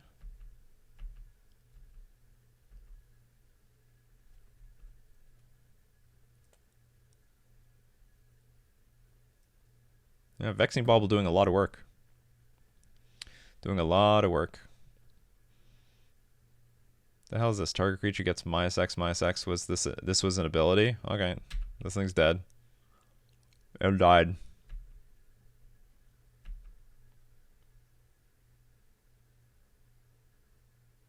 Thanks, Modern Horizons 3. Thanks, Wizards. Like as if you print Flare of Denial and print the answer directly to Flare of Denial. I'm dead. All right. Good games. Although I would still consider this a victory. Like, we had game 1 almost in the bag. It was so damn close. It was razor close. We just needed to draw a blue source for like 3 or 4 turns. Still super impressed with this deck. All right, that was round, and we got to see the power of Namor. That was round 4. Let's move on to round 5. Here for round 5, we won the die roll. We have a perfectly playable hand. We're going to keep it. We even have Namor in hand. For a league that's supposed to be centered around Namor, we are not seeing a whole lot of him. Seeing a lot of everything else.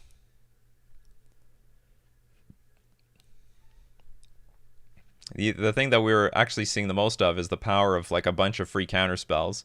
When you combine a deck full of cards with like Disrupting Shoal. It's pretty cool. I like it. It's pretty cool. Let's start with Glasspool Mimic, so I can curve out. Because I would like to do that, please. I would appreciate it.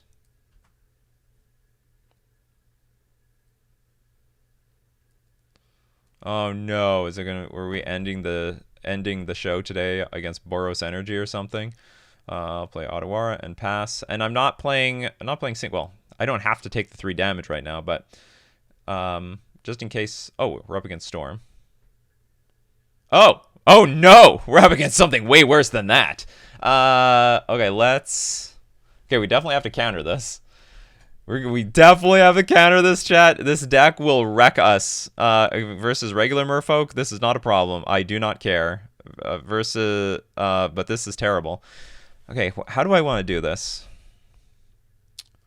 This is going to be so tricky. I actually think I want to Force of Negate this, pitch Lord of Atlantis, play Namor, and then we have the option to sack the Vidalian Hexcatcher. No, you know what? No, I think I'm gonna Hexcatcher this. Then I'm gonna play Namor, and then I will Force Negate the next removal spell with Lord of Atlantis, and then I'll try to hard cast Flare of Denial, and hopefully that's enough to cross the finish line. Hopefully. It's complicated. It's very complicated. And hopefully this makes them stumble, because they draw cards off of all those cards. Droid Disruption is good because now I don't have to get rid of my Lord of Atlantis.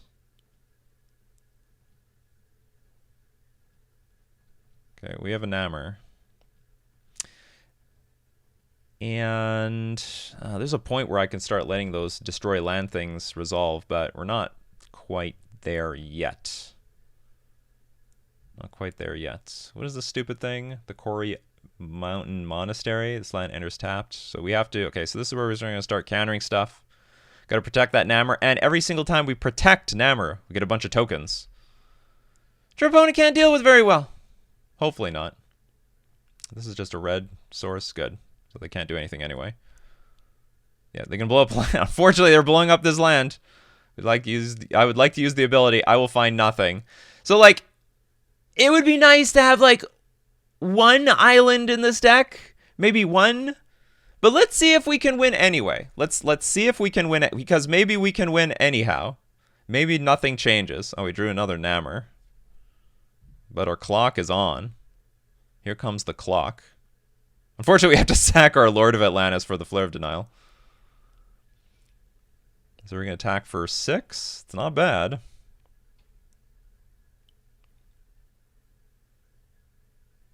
Not bad at all.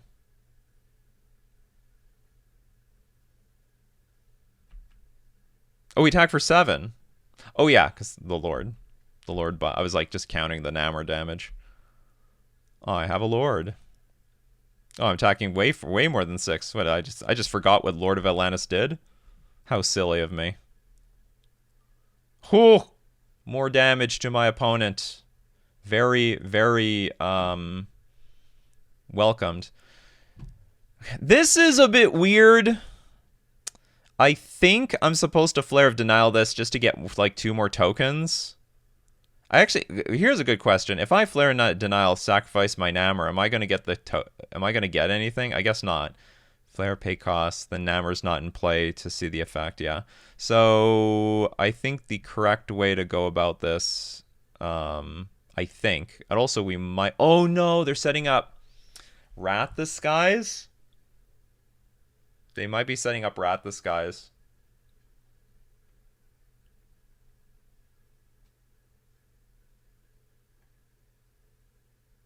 Oh, but then they can't pay. So that's why they want to play Galvanic Discharge for, like, nothing. Wrath the Skies.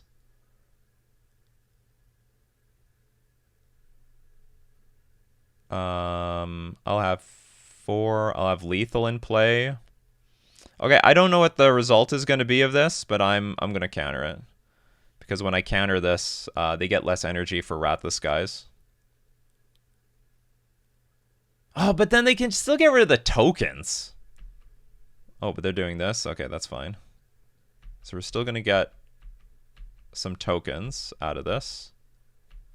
Some tokens.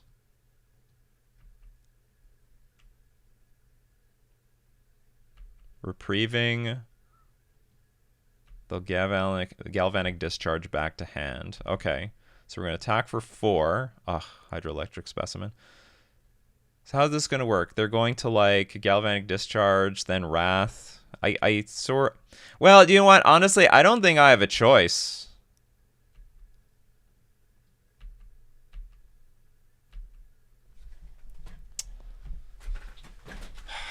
Do I want to play into Wrath the Skies? Do I have a choice?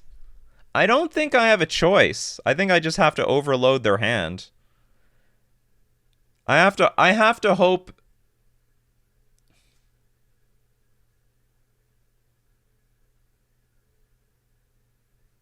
I have to hope that they don't have Wrath the Skies.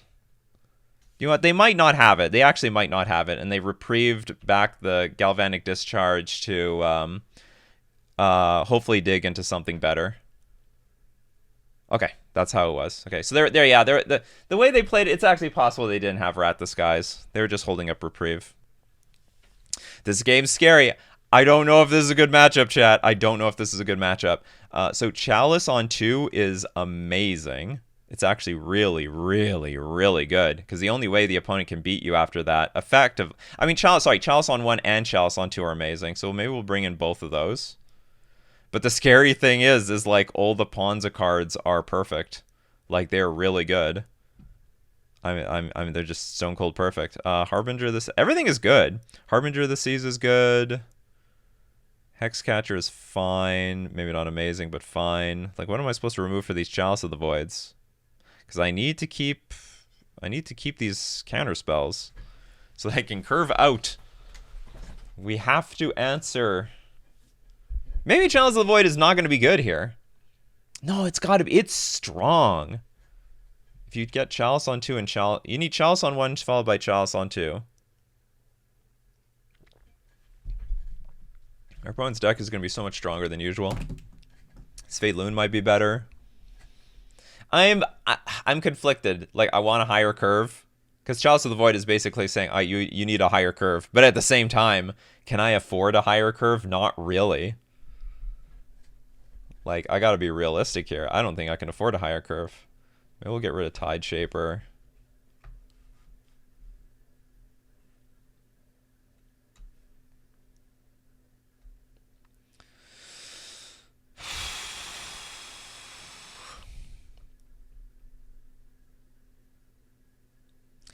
Honestly, I think Namor is very vulnerable, but maybe not.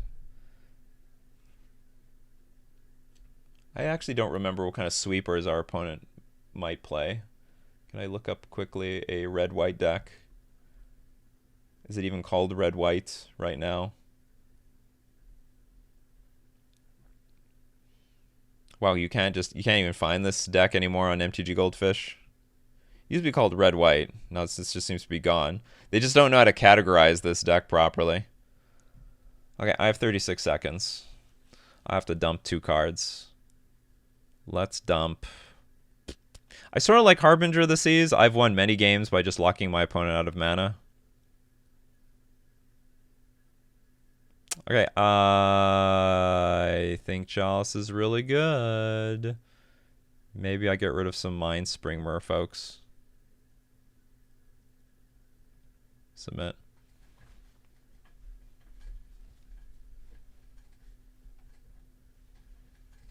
Like, basically, okay, so Chalice on 1 into Chalice on 2 is not GG. Their only other way out of that is Wrath the Skies, but that's it. Then that's all they got.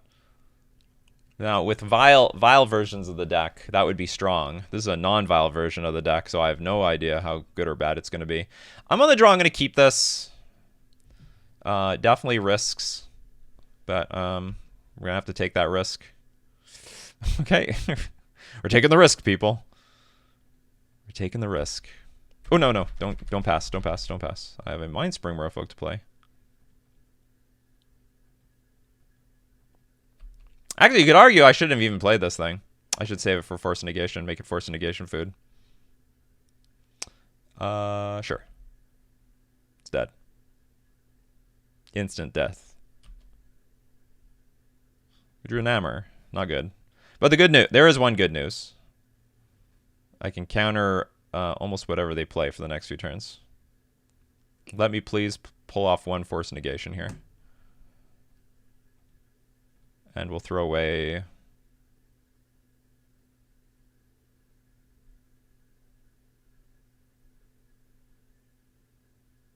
Okay, I'll get rid of Harbinger of the Seas. Opponent already has a Plains in play.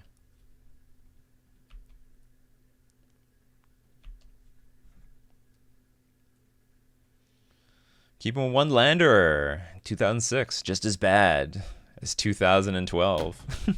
Or 2013. Alright, Secant to Stupor. Awesome. We will play Silvergill Adept. Or will we? They're obviously going to play some sort of removal spell here.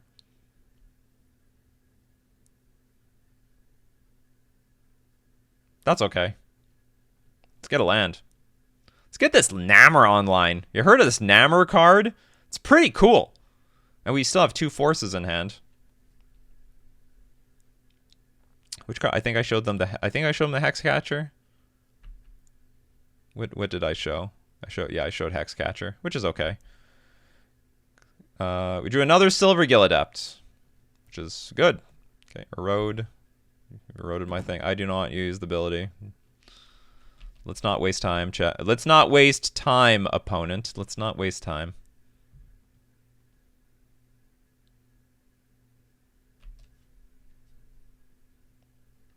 Got Jawari Disruption. Let's run back the exact same play as last time, showing the Hex Catcher. I'm sure they'll hit it with something. Oh! Okay, so put back my hand, but I'll replay that. I'll just put the Jawari Runes in play and pass.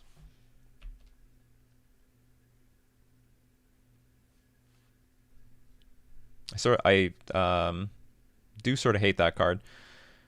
We will not let this Cleansing Wildfire resolve. We'll counter it with Hexcatcher. Why not?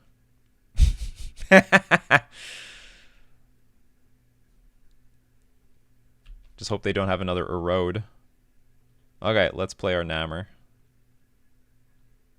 Let's hope they don't have a Path to Exile or Erode for it. That'd be annoying. Ah, they do. Ah. No.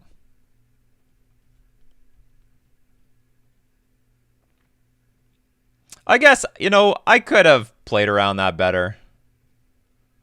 I could have played Silvergill Adept, and then after they do that, we play Namor, and then we're in like the hot seat.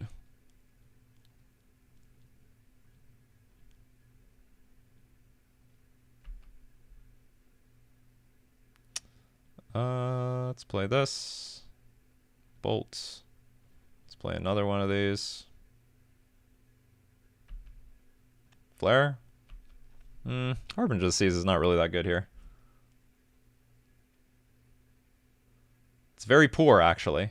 So sometimes this deck doesn't have a whole lot of basic lands. The hell is this? Choose one or both. 3 damage to each creature. Destroy target land. Its controller may search their library for a basic land. How are you allowed to use both of those? That's a new card? What the hell? That is the rudest of all cards. What the hell? Oh, well-timed Flare of Denial. Very well-timed. Okay, let's get our Harbinger of the Season play. Turn all our lands to something. Oh, what's going on here? Erode? Sure. This deck's getting a lot of value out of us. Flare of Denial is also getting significantly worse. Ooh, Chalice of the Void is coming. Do I play it on 1 or 2? They're both good. Turns out, actually, this is pretty good, too. So they have 3 drops. Well, most of the creature removal is 1. Okay, so we'll play it on 1 first. Most of the creature removal is 1. So let's put it on 1 before I play my creature.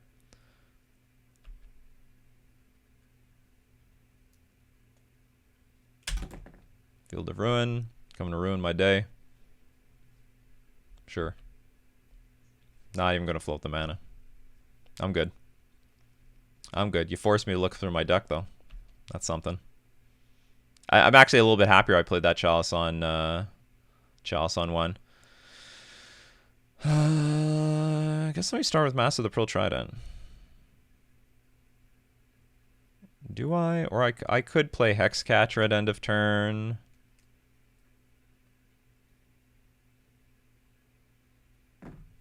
Nah, I just want to put a little bit of a clock here. And if I have to sack it to Flare Denial, I will.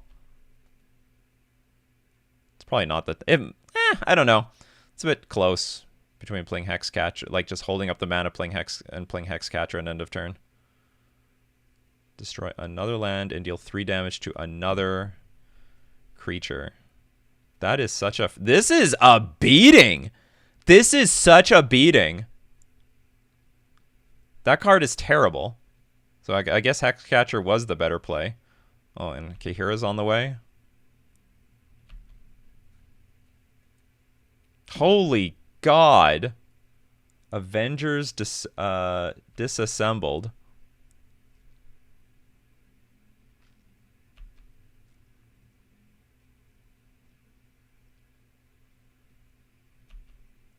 Does this thing have vigilance? It does, but it doesn't have lifelink, which is good. My life total is not very high, which is bad.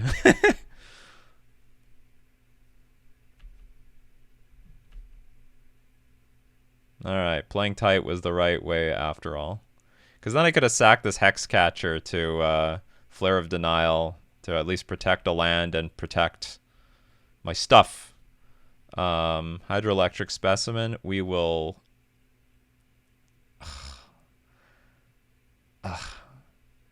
Actually, putting into play untap hurts me by a lot.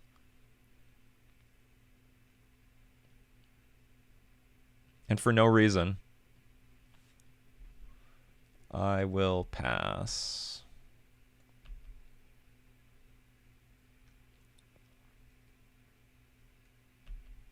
It's funny, this deck is based around land destruction.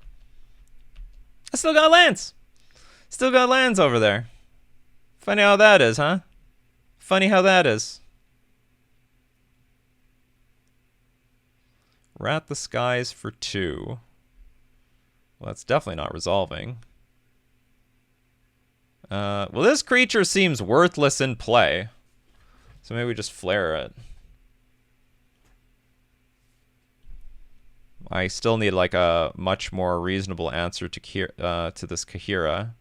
Okay, we'll flare.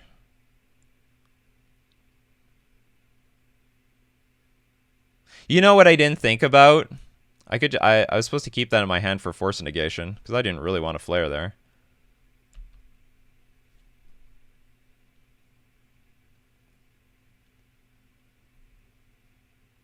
Well, this is where they're chaining things together. This is where their deck is now doing their thing. Look at that, we have another Hexcatcher. I think I'm gonna scoop this up. Let's scoop it up. I think if we played a little bit tighter, we would have had slightly better chances. Okay, so I just like the idea of hitting. I mean, I've won so many games with Harbinger of the Seas versus this red-white deck, but maybe... And, like, there is strategy to it, right? Because Harbinger of the Seas locks down all the utility lands, like the thing, the Demolition Field and Field of Ruin. Sfe'loon, though, is also just... should be good. Should be good.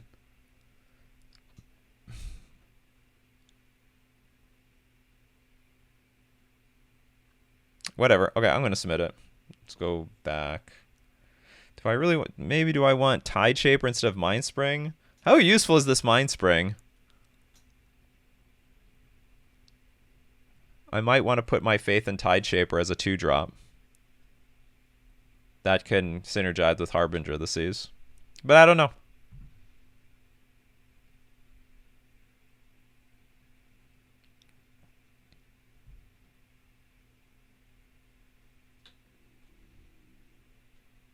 Imagine how easier this game would be if I had 2 basic islands in my deck. Where it would have been slightly more convenient. Like, I wouldn't have been choked on mana.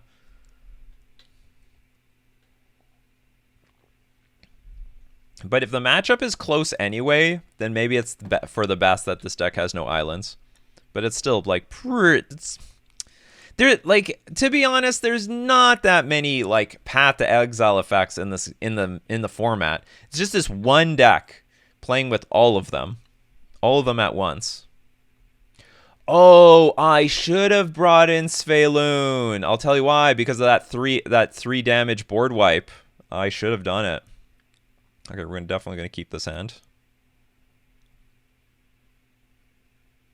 Play Cavernous Souls on Merfolk. Pass. And the hand is actually quite good, because we can go turn 3 in Namor with backup, and also we have Hexcatcher for a turn 2 land destruction card. I chose red with this card, the Sunken Citadel. Play Otawara and pass.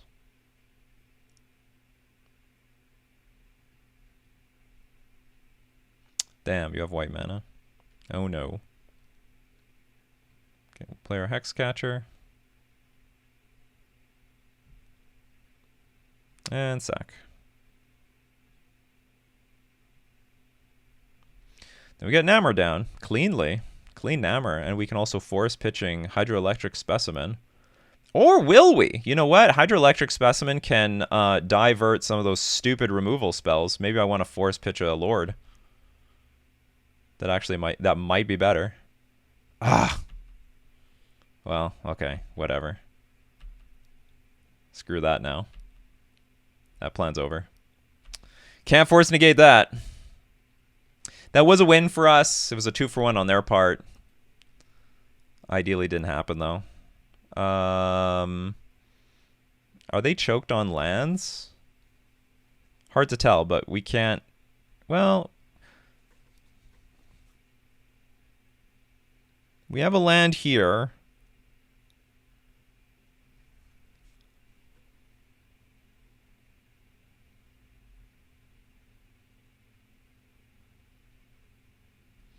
You know what? I want to choke them on mana. I don't know if this is going to be the right play. Okay, I did not choke them on mana at all. We'll cast our Silvergill Adept. Showing a Lord. Draw a Hexcatcher, which is okay. This is where we get blown out by the 3-mana Wrath. Okay, I'll float just in case I need to like fake something.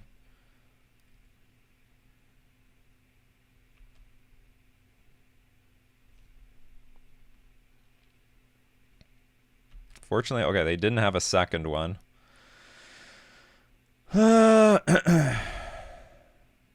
Attack for 2, I think. Or attack for 4. No, attack for 2. Keep the Hexcatcher in hand.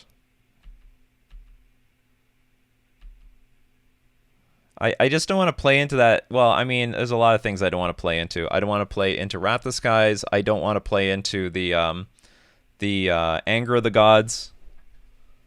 The Anger of the Gods card. See, I like Svelun wouldn't be too bad here. Wouldn't be too bad at all. Okay, I'll play Hexcatcher.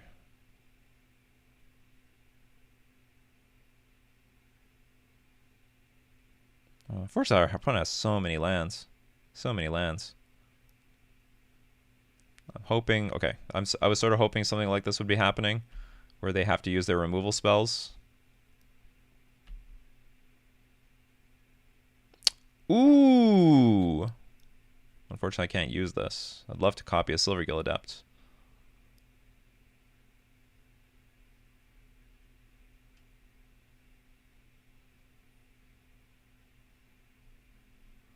I think I'm going to attack with this Mutavault.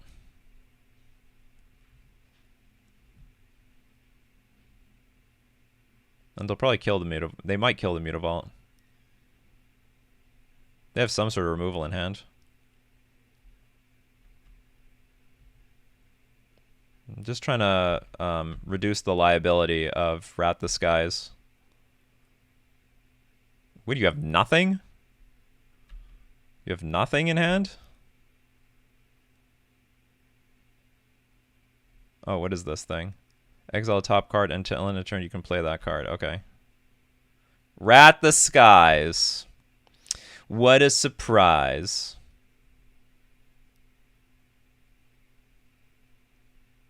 Would you like to play it? Well, you'll sort of tap out for it. Okay. Well, this is sort of the... I wouldn't say it's the beginning of the end for me, but this is not good. Okay, come on, Harbinger of the Seas. Not Harbinger of the Seas.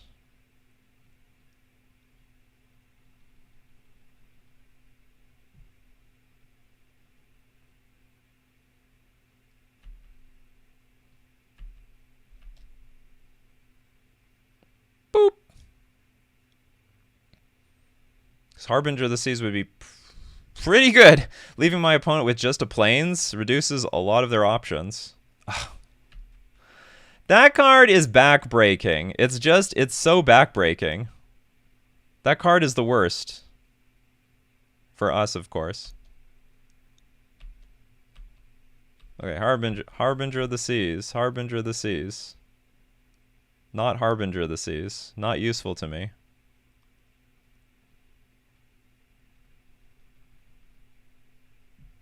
I'll put one sink in play, I guess. So I have access to double blue. Oh, I guess they could just blow it up. But I guess if they blow it up, they blow it up. See, look at all those red cards they have.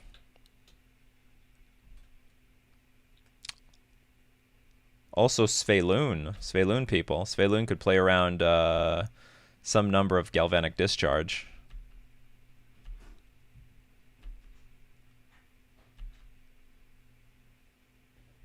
These cards are useless to me.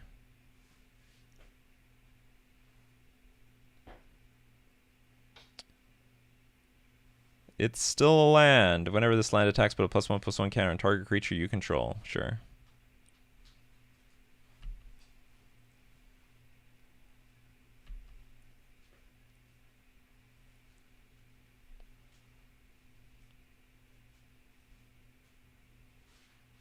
Unfortunately, I cannot bounce that with Sink into Stupor.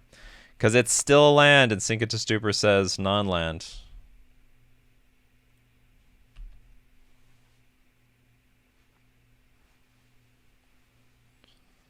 Well, we got a Lord. Not that it's particularly useful here.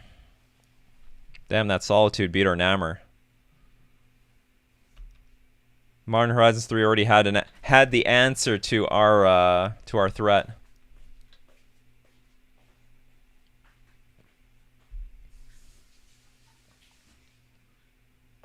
This card is so bad. Okay. Just say good games. Damn, this league started off so good. It started off so good and petered out. I mean, I don't know where we stand versus that red-white deck. Like I said, I should have said during the deck tech that we got no islands, so we are very, very vulnerable to that card. There are no islands in this deck. We don't even have one. And if we had like two, our game would have been a lot more manageable. I was actually surprised how well we were surviving off of no islands. None.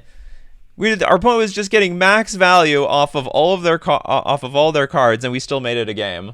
And I definitely could, if we have if we have like 2 islands in this deck, then our 3-drops are not so vulnerable. Because I really wanted that Svelun post board, but I didn't know if I should be taking out Namor.